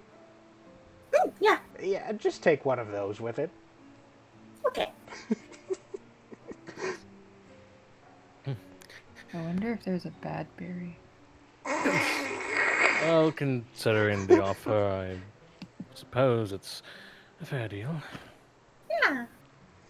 In that case, my friends, we have a deal. And Molly, you're starting to hear the rumbling get louder, and behind you, you can see the spine worm, indeed, carving a path towards you. Molly will run up. Spiny!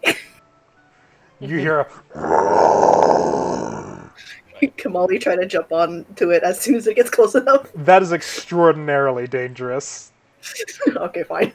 I mean, I'll let you try if you really If want. anything, she'll just ask to, like, pet it. Because she wants to pet it. As it finally closes the distance and slams into the last fresh burrow, it pops up a couple seconds later, covered in dirt, still covered in very dangerous blades that are thankfully not quite as dangerous now that they are not moving at high speed towards you.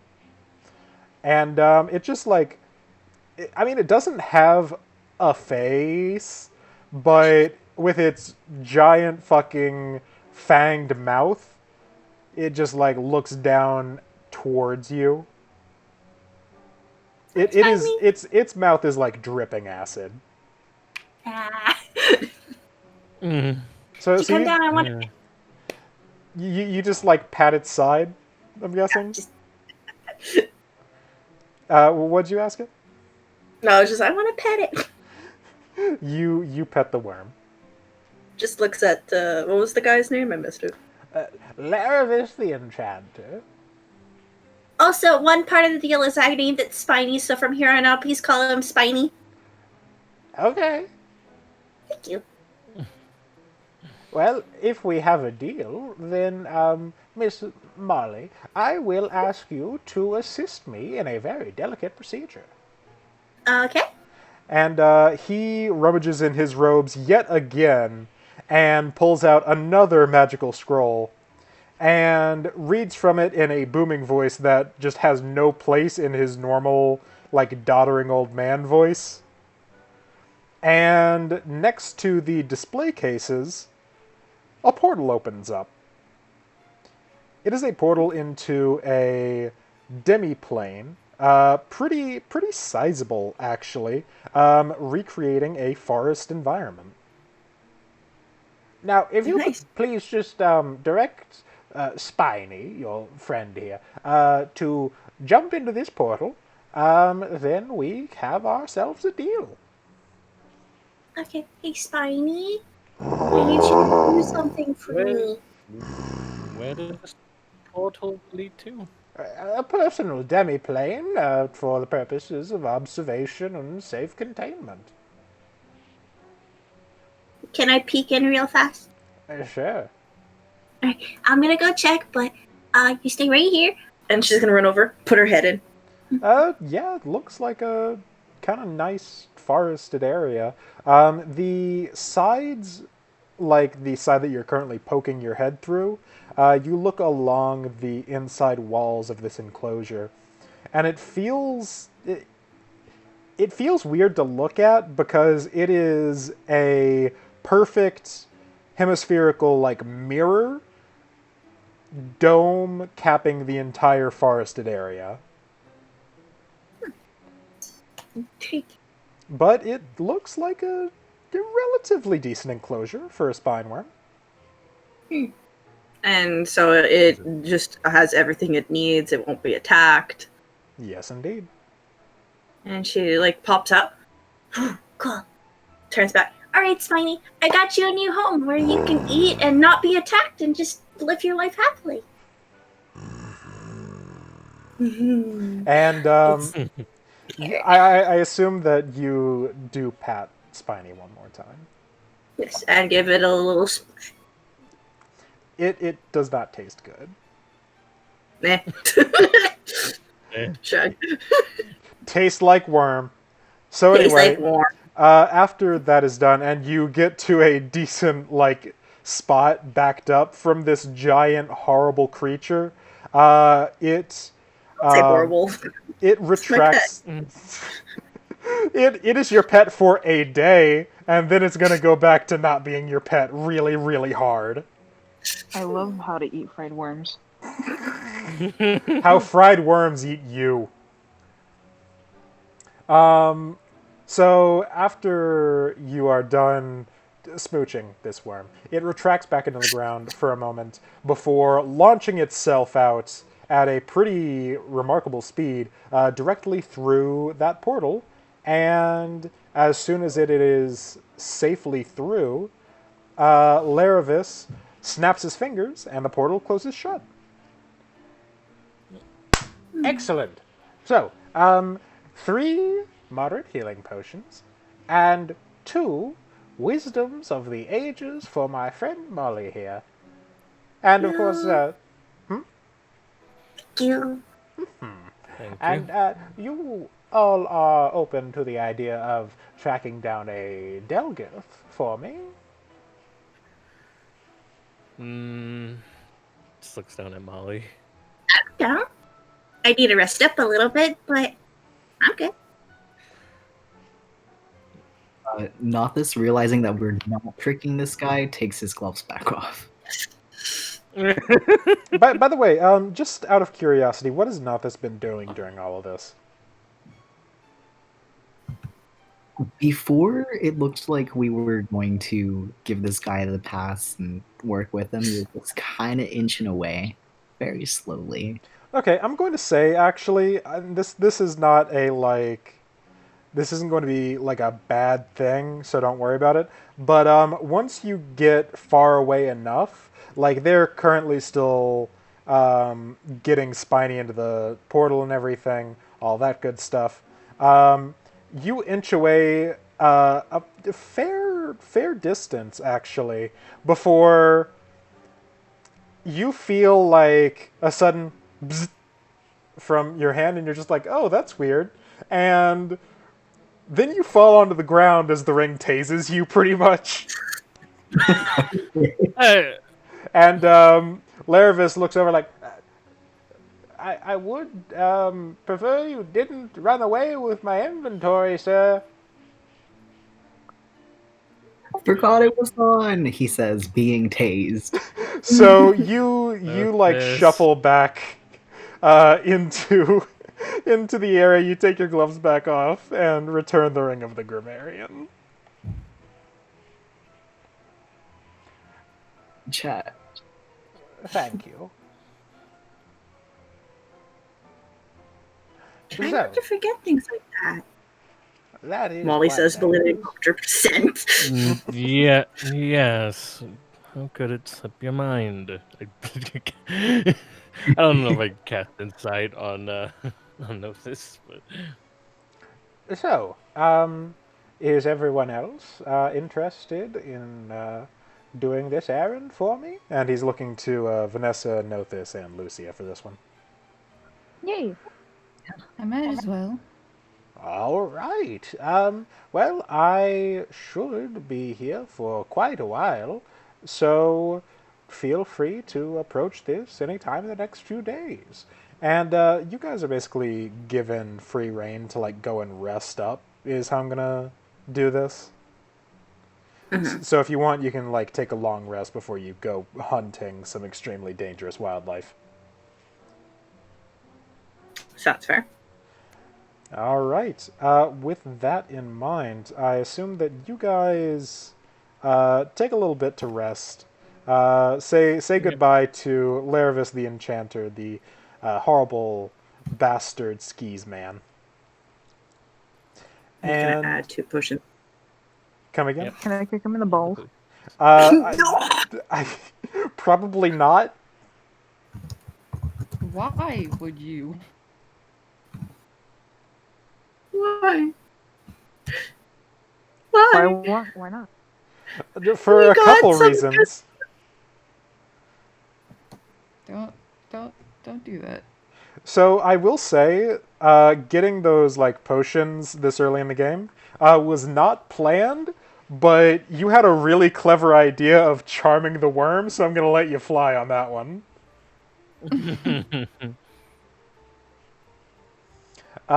So the next day, you guys do get up. It's a pretty nice day around the Heaven's Glade Tavern, and you get all geared, ready to go, and you set out into the forest to find a Delgith for your new friend. Now, Delgith, as has been mentioned, tend to hang around, well, forest fires.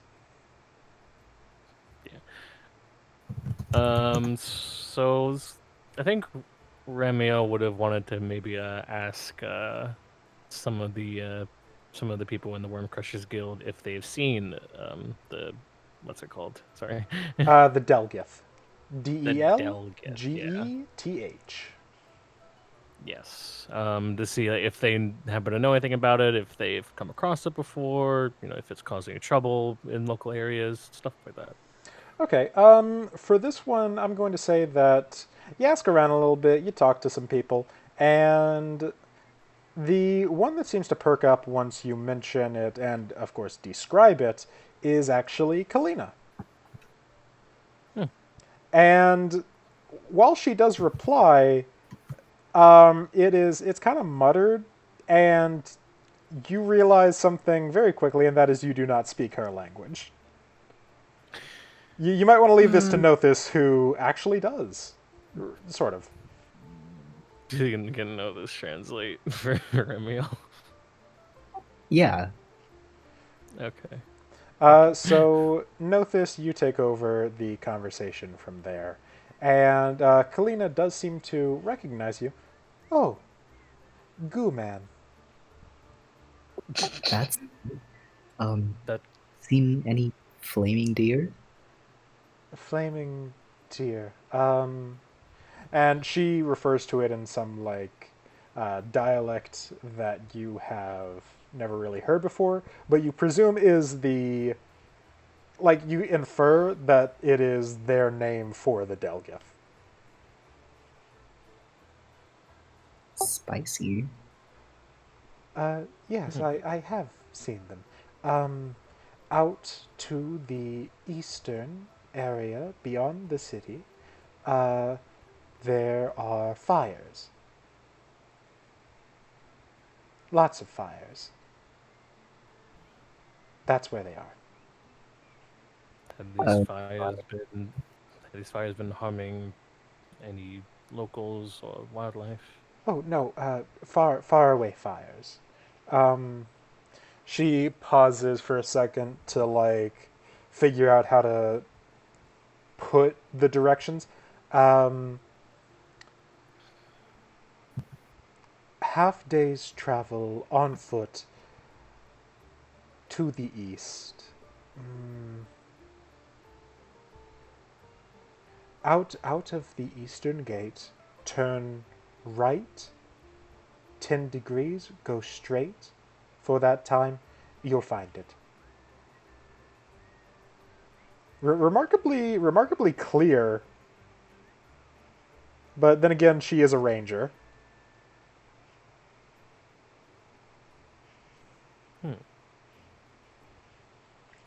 Why are you looking for them?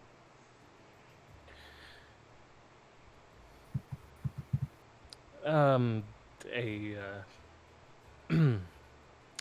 someone named Larvis the Enchanter is looking for one and would like for us to capture it. Oh, a hunt. So, yes, so you may research it, I presume. She actually, like, seems to perk up at the idea of a hunt and just, like, nods along kind of happily. Best of luck. Thank you. I'm just imagining Natha's going back and forth. Yeah. When you guys like leave the guild, you not this I figure would probably notice that she she actually doesn't seem to be quite as like stare-y as she has been the past couple times. She's like nodding her head in your direction with her hands clasped together, kind of like in prayer almost. Like she's going, "Oh, safe journey, safe hunt, have a good day." Her. Kalina's something. I love her. She's nice. So you guys, are you going to follow her directions? Yeah. Excellent. So there's not much that happens on your way to the forest fires where the Delgith usually roam. But before long, about like 8, 9 hours into your journey, and that is quite a bit of marching, Mm-hmm. you guys start to see smoke on the horizon. Oh boy. And this place is hot. It is. That's That's hot. 911. Shotty fire burning on the dance floor. Okay, no. Oh, oh. All of us are going to hell. It's getting hot in here, so take off all your clothes. I love all of you, by the way. I hope you know that. So I was just getting the tokens together. Let me put them down here. So you guys approach the burnt wilderness, and it actually doesn't take you very long to locate the Delgith because, well, they're constantly on fire, and they happen to be pretty much at the center where the smoke is thickest and the fire is brightest for some obvious reasons. When you finally encounter a pair of these majestic, if kind of terrifying creatures, they are chomping at the charcoal-like branches of a tree and just kind of having a good time. They're just eating. What do you do?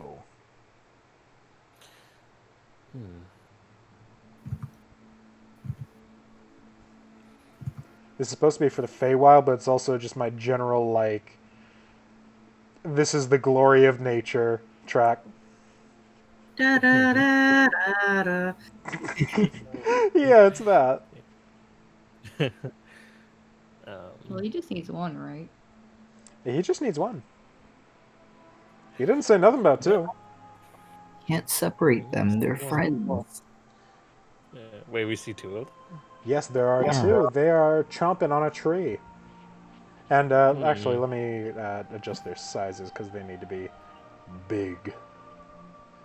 And we are. We've rested up, right? Yes, Yeah. I went through the trouble of bumping you guys back up to your full HP. Thanks. Nice. Wow. I know, I'm pretty cool. Molly just kind of turns to everyone. Can I try talking to them? Yes, she may. Well, it Yeah. worked well the last time. I was trying to think. They're probably a lot smarter, so this time around I'll try to talk to them. Right. Probably shouldn't draw weapons until things go wrong. Yeah. So I was gonna slowly approach. May Coraline be with you. Thank you. And she's gonna stay a reasonable distance away. And she's going to cast Speak with Animals. Yes. All right. Would you mind putting the spell card in the chat? Yeah, give me a second. does bless work for like other like rolls other than like attack rolls?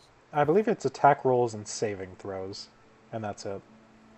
Let me go check since it is in the chat log. Attack roll or saving throw? Yeah. Let's see what that.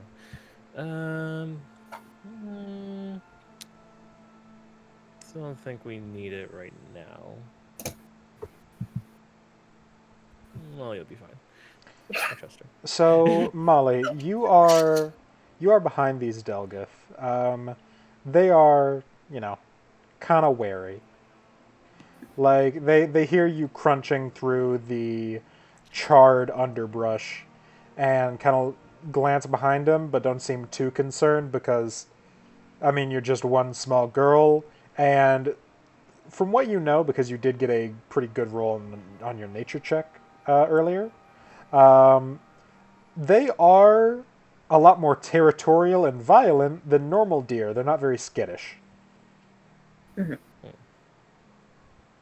Molly will get up a reasonable distance, and then just, if they're still looking, just gives a little curtsy. As a, respect. Just, hello, I'd like to speak with you too, if that's alright.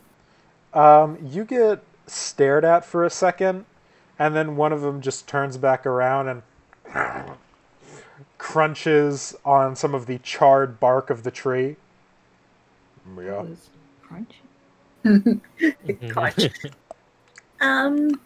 I was wondering if I could ask you about how you guys feel out in the wild. Like, do you guys get attacked often? The Delgith who has just taken a big bite of literal tree, kind of pensively chews on the bark for a minute.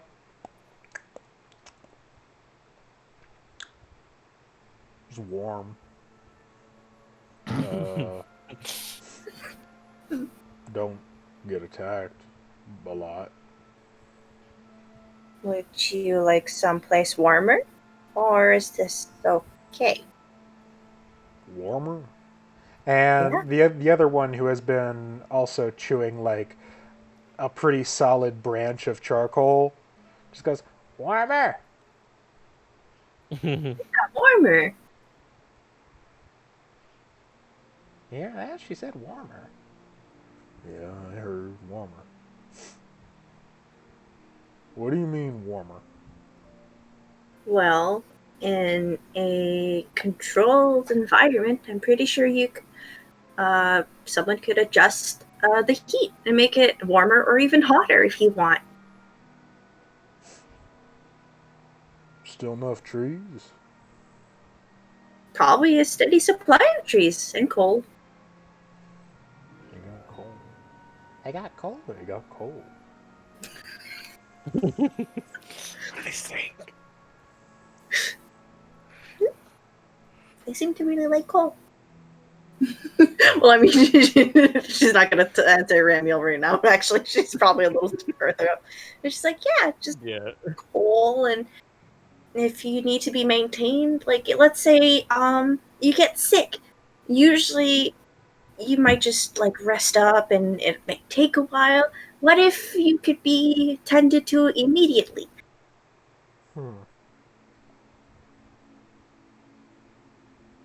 What about mates? Are there gonna be others?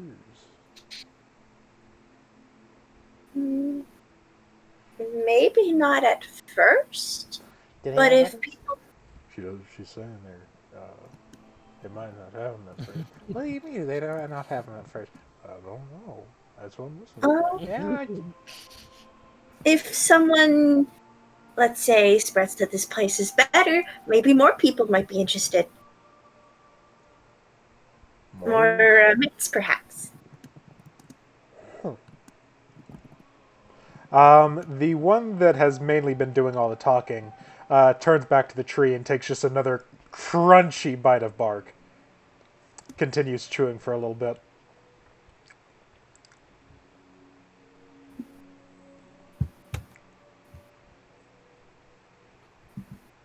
Why should we trust you?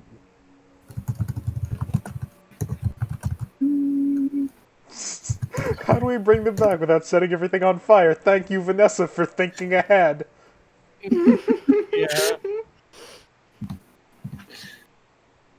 That is a good question. How would I gain your trust?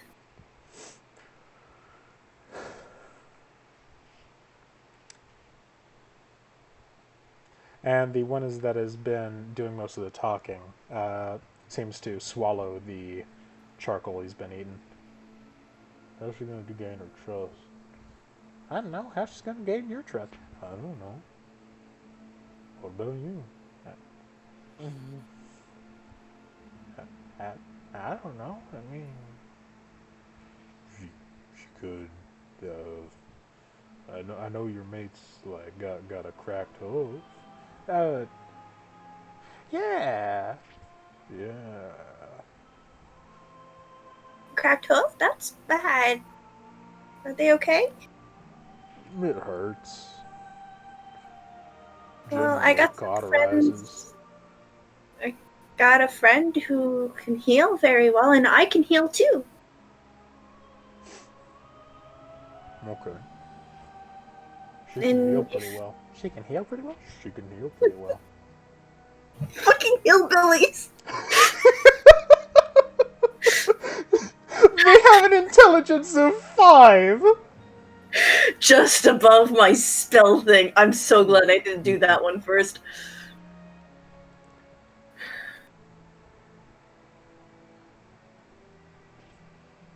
You want to go, yeah, I'm gonna go ask her. Okay. And one of the Delgith, the one that is fucking Pal Clem over here, starts walking off farther into the forest fire. And the other one just fucking stares at you pretty much. Would you like to meet my friends? And he like looks behind you through the smoke cover. What do they like? Well, they're pretty nice if rough around the edges. Really silly, honestly, and I really like them. Okay. So are you bringing the rest of the party to meet the Delgith? Yes. Okay, so who's coming first? That's what I want to ask, because there's like a bit of a smoke cover right there between you and the rest of the party. So the whole conversation right now is a little bit obscured because this is a pretty choked place. And we can't really see well through the cloud, can we? Yeah, so if you want to come like visit with this giant flaming deer, you would have to get a little closer.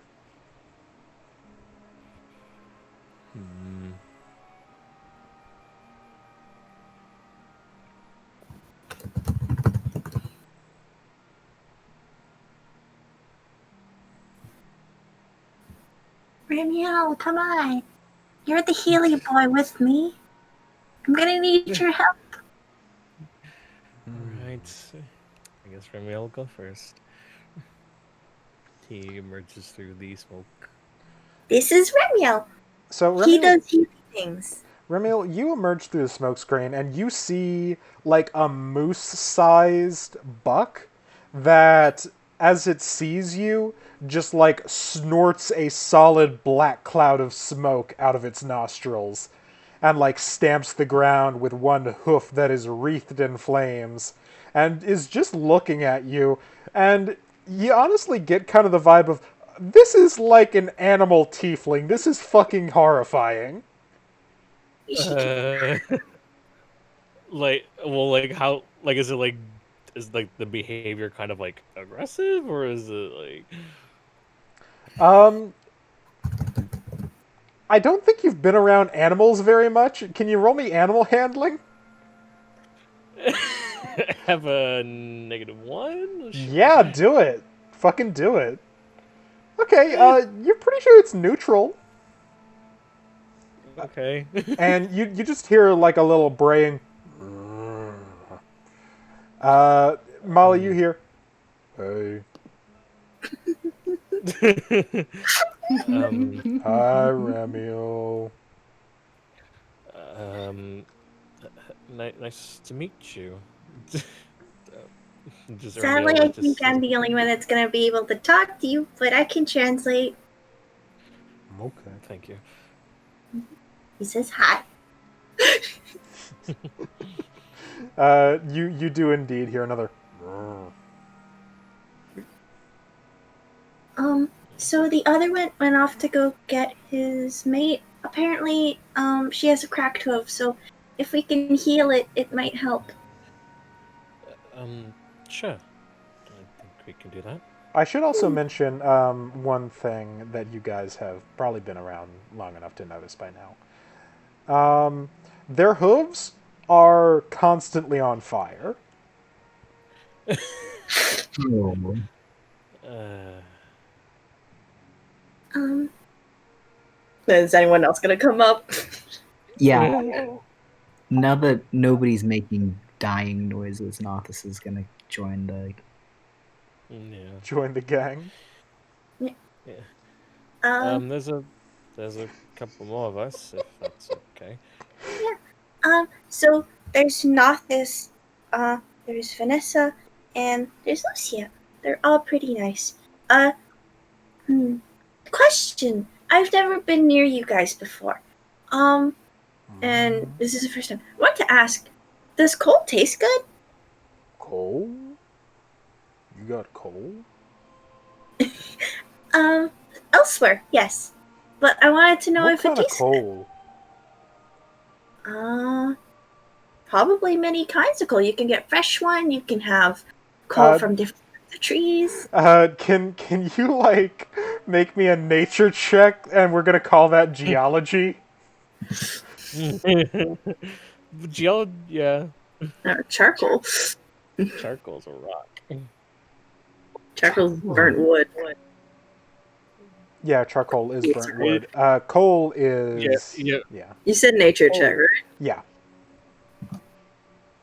Okay. I'm consistent with my nature today. So you have no idea what this thing would like in coal. So just like lignite, bituminous coal, some fucking couple other propellants. I mean, it It's really probably depends lamp oil if they want it. Yeah, there's just all types of things that you can get. It's a controlled environment, which means someone would take care of you guys. I like bituminous coal. You like that so much, cool? I can And ask. the rest of you just hear like.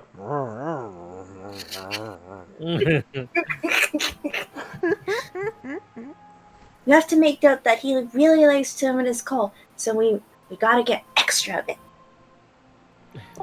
Remiel, you don't even know what the fuck that is. I don't know what that is. Like, well, whatever it is, we'll have to tell Laravis that. Do you have a mate you want to bring? No, No? Why not? I ain't got one. Well, if your friend and his mate come along, we can settle you guys up and then we can go find maybe someone for you. So the other one finally returns with a third Delgith in tow.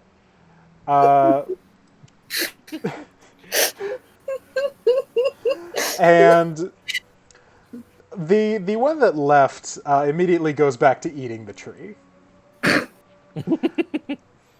And there's just a momentary like, welcome back. Thank you. You brought your mate. I brought my mate. You brought your mate.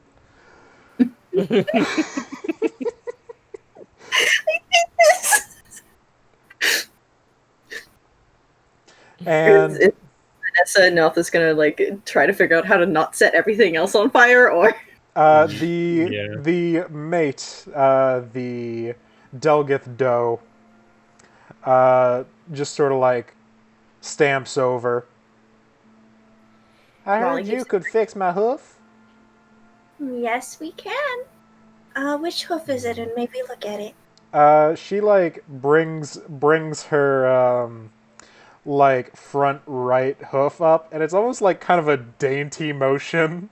Like this Dugget has just a little bit more personality. And you can indeed see there is a pretty nasty little like notch in her front hoof. And of course it is wreathed in flame. Yeah. Question. Can you turn the flames off or Off? That's it's okay, Molly. I can handle it. okay, Yes. never mind then. So Remio will carefully approach the Delgith, and thankfully Who's he has this? hellish resistance. That's my friend Remiel. He heals people. The Delgith seems a little sheepish for a second, but allows him to get close. He's very nice, I promise. Yeah. So Yeah, he's Remiel nods at Remiel nods at the Delgeth, and thanks to his hellish resistance, he has resistance to fire damage. Oh, nice. So the fire around the hoof won't be much of a bother to him. Yeah.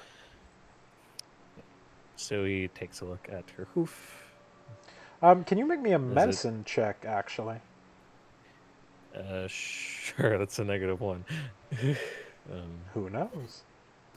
Who knows? Yeah, you don't recognize shit, boss. Can I make a medicine check? Sure. Just in case.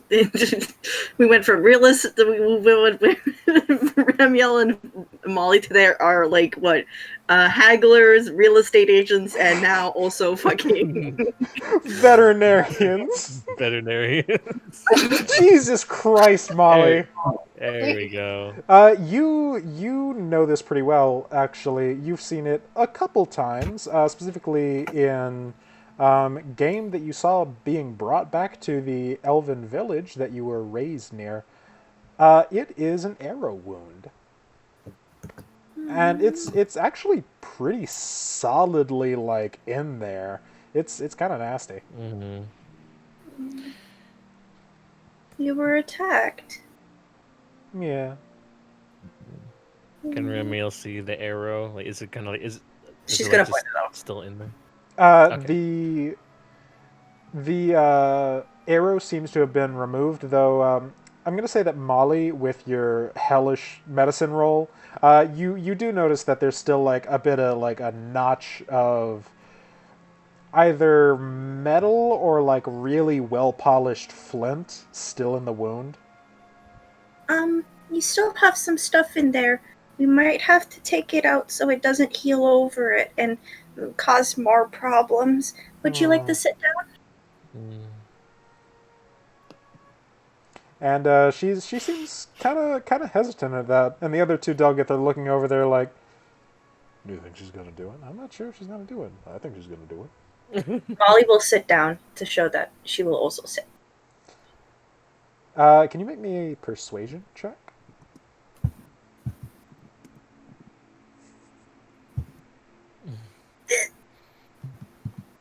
I'm just gonna get sit on. It's fine. So you now have Ash covering your butt. It's okay. I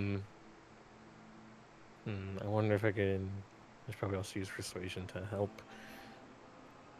But even though they can't understand Remiel, so it's a little hard. You can make me a persuasion at disadvantage, just like gesturing and being calming. How much of a disadvantage? No, it's just the disadvantage roll, so we'll Yeah. take weaker rolls. Yeah. Okay. Yeah, I'll try it. Not bad, actually. Huh. Molly does not seem to make too stirring of an argument, but Remiel seems to get like a little bit better, and actually manages to approach her, and she kind of like gets down a bit and steadies herself and puts the hoof out. It's the closest thing to sitting and being in a reasonable position that she can manage right now. Yeah. Okay. So you are So- going to try and perform hoof surgery on a deer Yeah, that is on fire. yeah, he doesn't really have anything to. mm, The only thing I can really think of he can do is carefully like take whatever it is in there out with his fingers, and You I have still don't know how claws? that'll. Uh, do I have claws? I thought tieflings had claws. Never I mind. mean, you've got some slightly sharp fingernails, but that's about it. mm, okay, well, better than nothing. See if we can carefully take whatever's in there out. That is going to be a sleight of hand check. Sleight of hand. Okay. Can you tell him to make Deep it breath. quick? We'll try to do the best we can. Okay. 17. 17? Yes. Okay, let me roll. So you take 1 fire damage as you just like get singed, kinda like ow, shit, fucking ow. And you do indeed manage to dig the flint arrowhead, or what's left of it, out of the wound, and you notice something actually. Can you make me a history check? Sure. And would I have taken that damage even with the fire damage resistance? Yeah. Or So you took Okay. 1 damage. It halves your damage. I see. Okay. There's one. Okay. History. Damn, okay. You actually recognize this arrowhead. It looks like it might be of like wood elven make, you think. Oh no, Mhm. Kalina.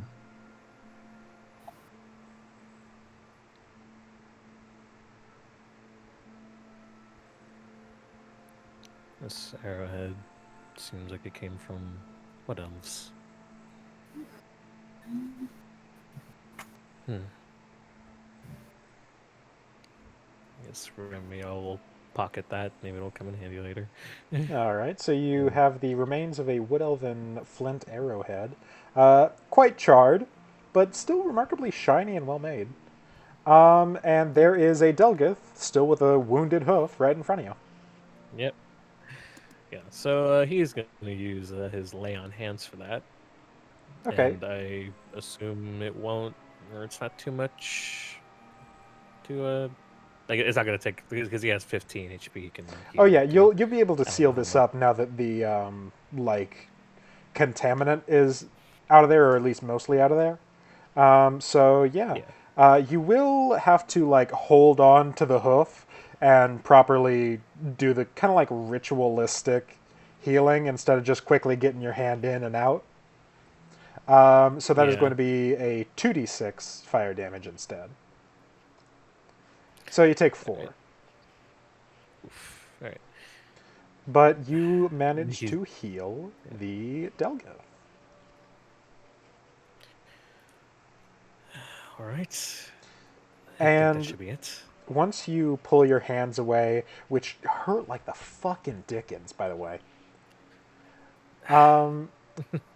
the Delgith doe kind of like looks down at her own hoof. It doesn't hurt anymore. And just like stamps it twice on the ground, and each time a plume of flame bursts up around it. Aye. You feeling better? I'm feeling better. She's feeling better? Yeah, she's feeling better.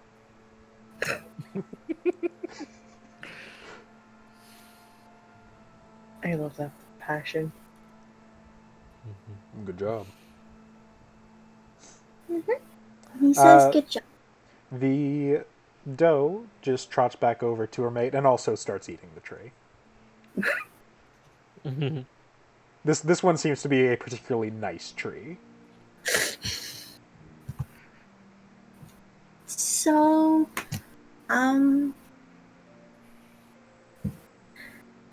The place we were offering to let you guys stay and be safe in is a little travels away, but I was wondering if you could not burn things on the way there.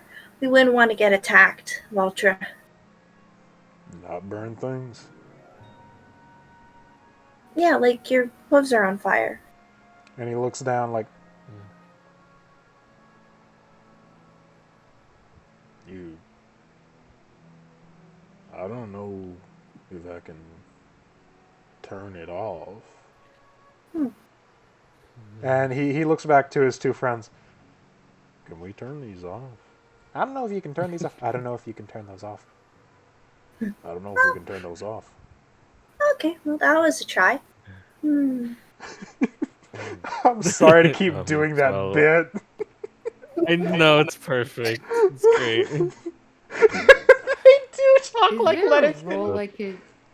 Is there a role I could make to do a big think? Sure. What kind of think are you making? How to get these deer back without setting the whole town on fire? That is a very good question. I'm gonna say your choice of like it's your choice of arcana or nature. My arcana is better than my nature, so arcana. Coralon, bless me. Here we go.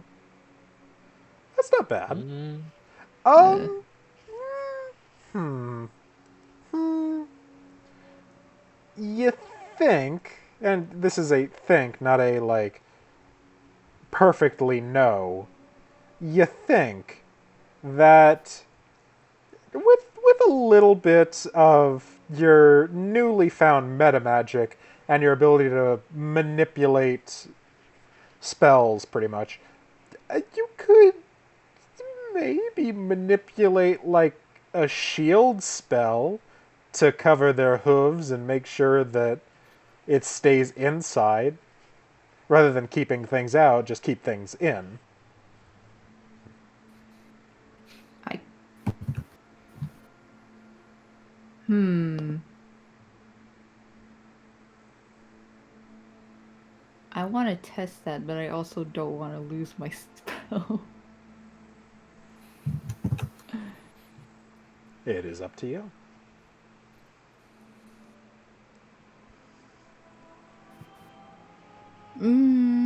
Hmm. In the meantime, would anyone else like to field an idea? can Remy all think of something? Sure, you Really can big try. thing? Can Molly try to? Sure. Same rolls as Uh, Vanessa had. Either Arcana or Nature. con. It's not gonna matter for me either way. Try nature. Oh god. Dang. Um, so for Molly, you think that maybe if you came back with Create or Destroy Water, you may be able to apply that and like sort of just put out any forest fires as they happen with a rolling wave behind them. Damn, Which- the one spell I traded to do the speak animal damage. Yeah. And Remiel, you note something that is probably a far more simple idea, and that is, well, you've noticed that as they get like more lively or more excited, like just a minute ago when she was stamping her hoof, her flames kind of flared up. As they get more lively and excited, their flames get brighter and more vibrant. So, what if it was just fucking unconscious?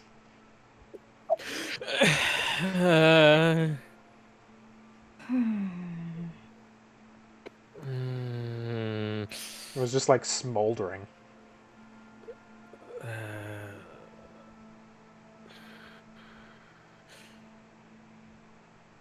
Molly, I have an idea. Mm-hmm. When they fall asleep, do you think they emit less fire? That sounds That, plausible. that would make sense, but we'd have to Hmm. carry them either more. Yeah. Mm, maybe Vanessa or Nethys could help with that. Vanessa and Nothis, you both hear them kind of like discussing the merits of carrying an unconscious flaming deer all the way back to town and enlisting you for help.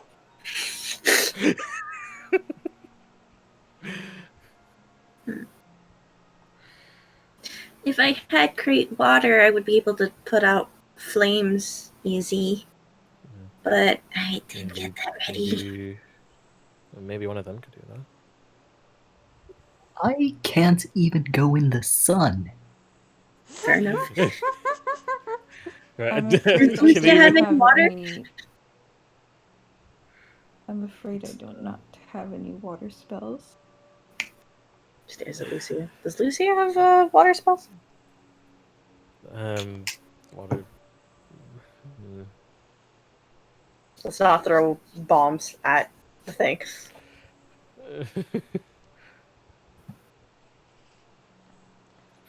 Lucia. Do you have like a? Does Lucia have a water bomb or something that she can use? Alicia? Alicia! Alicia, you there? Alicia. Alicia, Gosh. you absolute git! Imagine she's like passed out. Oh my god. God, that would suck. In the meantime, the Delgith are just sort of like idly chatting among themselves, kind of like water cooler talk, but it's a flaming tree. Flaming chew talk. So you hear about that other herd that came in the other day? Yeah, I heard about that other herd. What about them? They were big. Yeah, they were big. And that's like the depth of their conversations, Molly. I love. Molly's just like, They're not very smart, but God, they try. Wait, I have an idea that probably wouldn't work. Go for But it. the unseen servant can interact with things. What if I just summoned one and they just kind of like scuttled around on its like body, hovering, dragging it across the floor? If it's strong Okay. enough? See, one other idea that I thought you were going to go with was try to make an unseen servant just follow in its footsteps and stamp out all the flames. Okay, That's what I admittedly, thought. makes so much more sense. Which would actually be possible.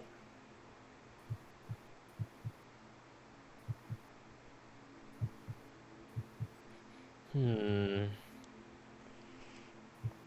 I mean, we'll let this come up to Molly and Ramiel and let them know that. Yeah, totally. Guys, I think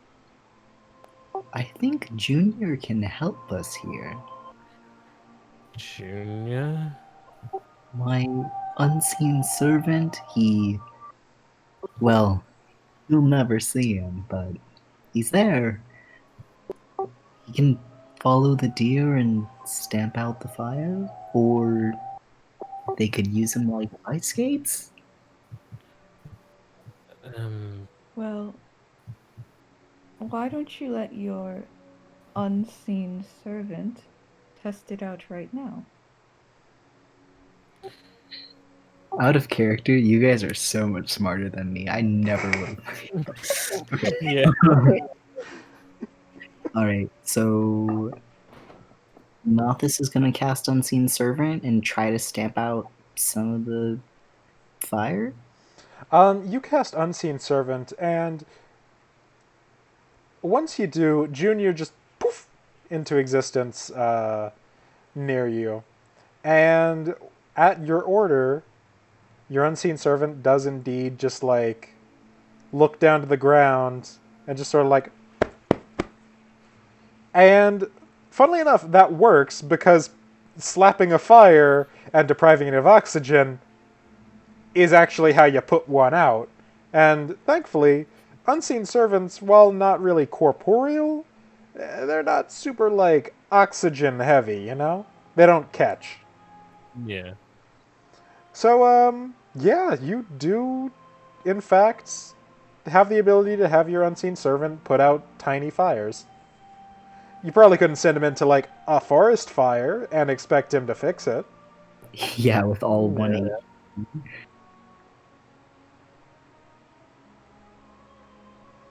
Yo, Alicia! Are you back yet? I think she's Alicia! asleep. Oh my god. Is Alicia Alright. back yet? I don't think Alicia's back yet. Not that good. Like,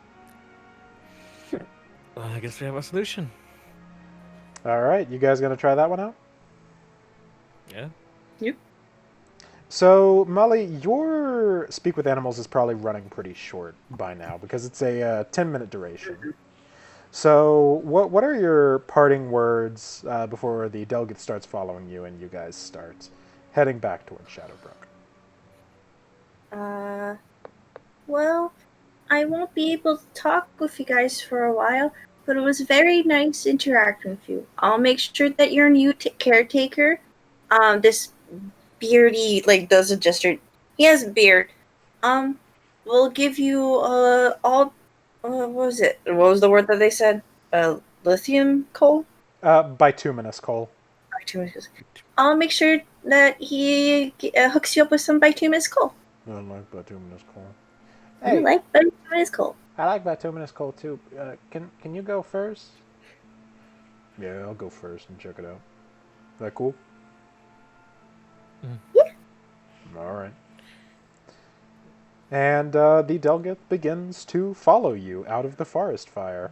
Once you guys reach the edge of it, bituminous coal is basically just a type of coal mined out of the ground. There's lignite, which is, I believe, petrified trees, and coal, which is like dense carbon.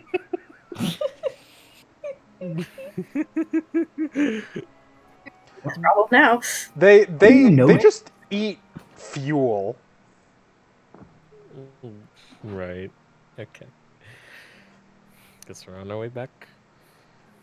So once you guys reach the edge of the area, Nothus conjures Junior up and starts to have him follow the delegate's tracks and stamp out any of the fire on the way. So how I'm going to do this is basically, I'm going to have Junior make 5 tests.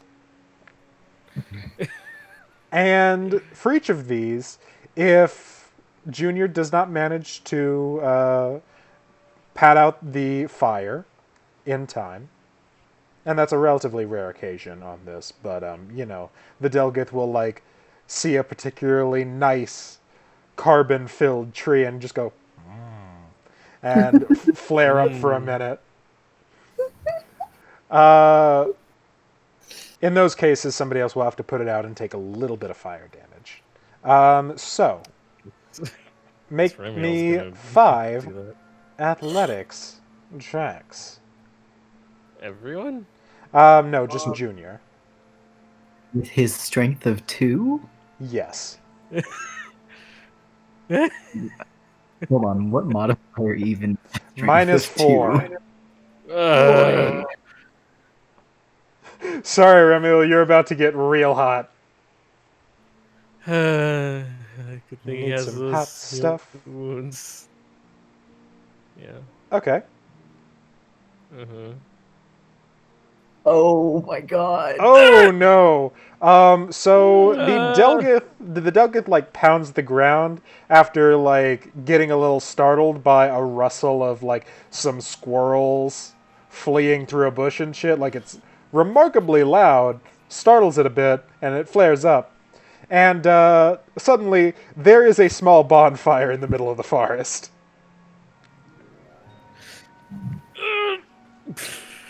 Remiel, are you just gonna like try and quash this bad boy just through like smashing it with your shield? I'm imagining. Yeah.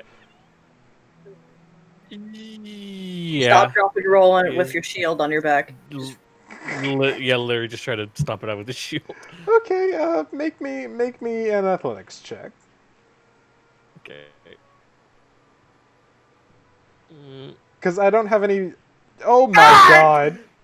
I don't have any better roll to ask for to get you to stamp out fires. Okay, so I can't use my wait. Don't I have something to use the second result? no, you do not. Don't they have like a skill or something? Nope. Fuck. So I had the something. the first failure is going to incur 1d6 fire damage. So you take another one. You're looking a little crispy. Now, would you like to make me another test? Can Molly help by putting like Sure. her cape, like her cape over it? Smother it? Yes, you may. That's going to count as an assist, and it will give Remiel advantage on this next check. Cool. Okay. So she's gonna do that. She like takes it off and like whips it on top. Because that's a smother. Okay. So I just add +2 to my next roll. No, you take the higher of Okay. the two rolls. See, Okay. if I had done that before you went off and did that, you would have gotten the 24. Damn. Okay. Okay, that one's enough, but you're still going to take a little bit of damage doing it. Okay, it's just another 1 HP. Okay. So you guys continue. Would you like to continue having Junior make checks?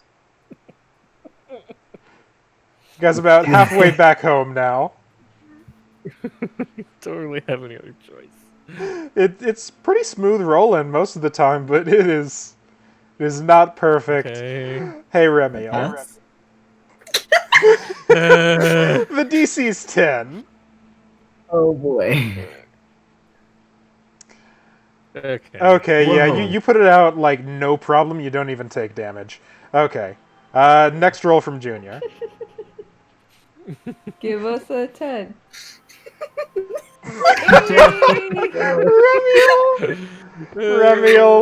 Remiel's on. Oh my god. Okay. 1d6. 1d6. Okay, 2 damage. How crispy are you looking? He's at about. I think He's about 2/3 HP. I think Vanessa's gonna try that shield idea now. Would you like to continue trying to put it out, Remiel? Yeah. Okay. Yeah, that'd do it. Okay, you're going to try the shield idea? Yeah, she's gonna try Yeah. the shield idea. Okay, so this is not a perfect idea, and it is kind of a shaky proposition because you are making an on-the-fly adjustment to a already present spell formula. But your time with Balbus and your time, just hanging out and figuring out spell shit and meta magic has given you a bit of insight into how to do this. So make me an Arcana check to see how well this goes. Coraline, you already know. It is an imperfect process, but it kind of works. I'm going to say that for the rest of the journey, you will be giving Junior advantage. Okay, so next round of Junior. Come on, Junior. Come on, Can do it, Junior. Okay, roll it one more time. Roll it one more time. Oh, thank God. Okay. Junior manages to put it out this time. Okay. The city is now in sight. You guys can see the smokestacks of the town rising in the distance. One more test. Junior. Don't fuck it up. Junior, I swear to God, Don't fuck it Junior, up, you have Junior. advantage. You could do this. Sort of God, Junior. Okay. Okay, you barely Oh. make it. You barely make it. Would you like to roll the other one just to see what you get? Yeah, let's see it. Okay. All right. Okay. Finally, you managed to bring the Delgith, who's just going. Okay. He is brought around the edge of the city because fuck, like you're bringing him just the entire way through. No. You bring him along the outer wall of the city, and you end up back at the western gate out of Shadowbrooke, with Laravis the Enchanter's cart right there, and Laravis the Enchanter himself looking skeezy as ever. As he does. Actually, Molly can technically recast Speak with Animals. Yeah, she can. So she just recasts it and was like, okay, well, so points to Varys. This is the guy that can give you your like personal sanctuary. The Delgith looks between Molly and Laravis, and then back, and then back. Who's the guy? This is the guy. Who's the guy? This is the guy. Okay. And just snorts another cloud of ash. And walks up to the counter, just staring at him. He would like to recommend, and since he will be in your care, you have to get. I keep forgetting the name of the fucking coal. Bituminous. He requests bituminous coal, and therefore, due to the fact that he so nicely came, if you could provide him with that. It is pretty late at night, so let me paint the scene here. Laravis the Enchanter has been setting up his stand outside of Shadowbrooke's gates for pretty much the entire day. Then, you guys come around the edge of the wall, leading a massive, burning deer to his stall, and it is currently right in front of him, staring his skinny ass down, expectantly waiting for a treat of some coal. So Laravis is a little like, what the hell? Bituminous coal. Well, okay. That sounds reasonable to me. Could you tell him to back up just a bit? Just a bit. Sorry to bother you, but could you back up a step or two? Please. Clop, clop. Thank you. And Laravis the Enchanter takes another scroll out of his robe, and you're not really sure where he's keeping all of them under there, and you're not sure you really want to know. But he opens another demiplane, this time to an active forest fire, and just sort of gestures for the Delgith to get in. Well, here you are. Gestures. Well, there is a forest fire in there. It's definitely warmer. The Delgith gets a little closer and sniffs at the smoke coming out of the portal.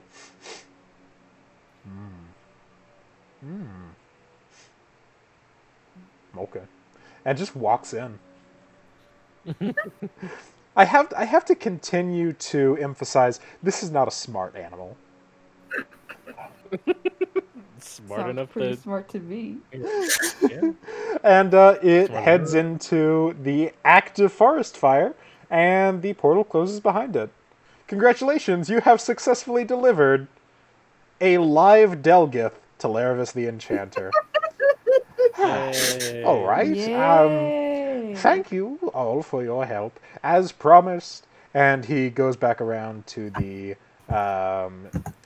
display counter and gets out the Ring of the Grammarian and the pair of sending stones and offers them to the party. Here is your just reward. Thank you. Grabs. Molly's yoinking both of them? Yes. Okay. You guys can decide amongst yourselves who gets what and what is kept where. But there we go. Hell yeah. Oh, hey, Alicia, are you finally back? Alicia is back. Ooh. Alicia, bro, we missed you. I missed you, bro. It's okay, because you actually just walked in on pretty much the very end of the session.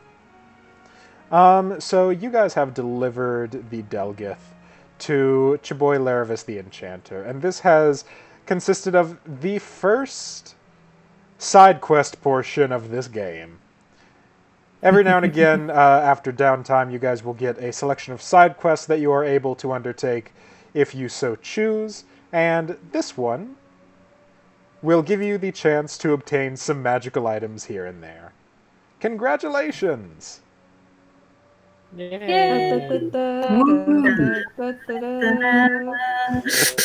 So, you guys head back into the city with your freshly gotten gains, and it's pretty quiet. This is like the dead of night, really. And you notice, like, there's some torchlight that you don't really think has been there the past couple weeks that you've just been walking around Shadowbrooke, and it is currently going around the marketplace, hanging near like the jewelry areas, and you also notice that's a lot more torchlight than just a single guard on patrol or anything. And that is where we are going to leave off for tonight. No. So, boy. you guys did fantastic for that, I gotta say. We did not kill anything. It remarkably. Yeah. I'm kind of proud of you. We did not need to fight. Molly did great talking to animals. Yeah. Molly's the big MVP. Yeah, Molly's the MVP of this session. Yeah. So there was actually a Delgith battle track that I had and did not use. I'm going to show y'all that just because I don't want it to go to waste, you know? I'm so attached to these Delgith. Yeah. Mhm. Yeah, Doing what they are like actually makes me laugh that this is their theme. I mean, they are actually genuinely dangerous. Because, yeah, they're always on fire. Yeah, to give you an idea of what their profiles were like, they had multi-attack with their hooves, both strikes of which did 1d4 plus 2 and 1d6 fire damage. And they also had a special ability, actually. When they ran or charged or did anything like that, they would be able to do Flaming Charge. As a bonus action, the Delgith may coat the ground in flames while moving. Each square it passes over catches fire as brush and kindling lights up. Anyone starting their turn in one of these squares takes 2d6 fire damage, and anyone passing through them must make a DC 13 Constitution or Dexterity saving throw, or take 1d8 fire damage for their troubles. So they could have theoretically been fairly dangerous. Congratulations for defusing both of the dangerous encounters from this session. I'm kind of impressed. Defusing. Haha, Okay. defusing. Thank you all for showing up. It was fantastic to run tonight as per usual.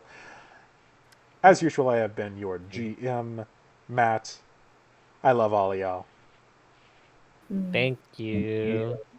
And you. that is where the stream shall end.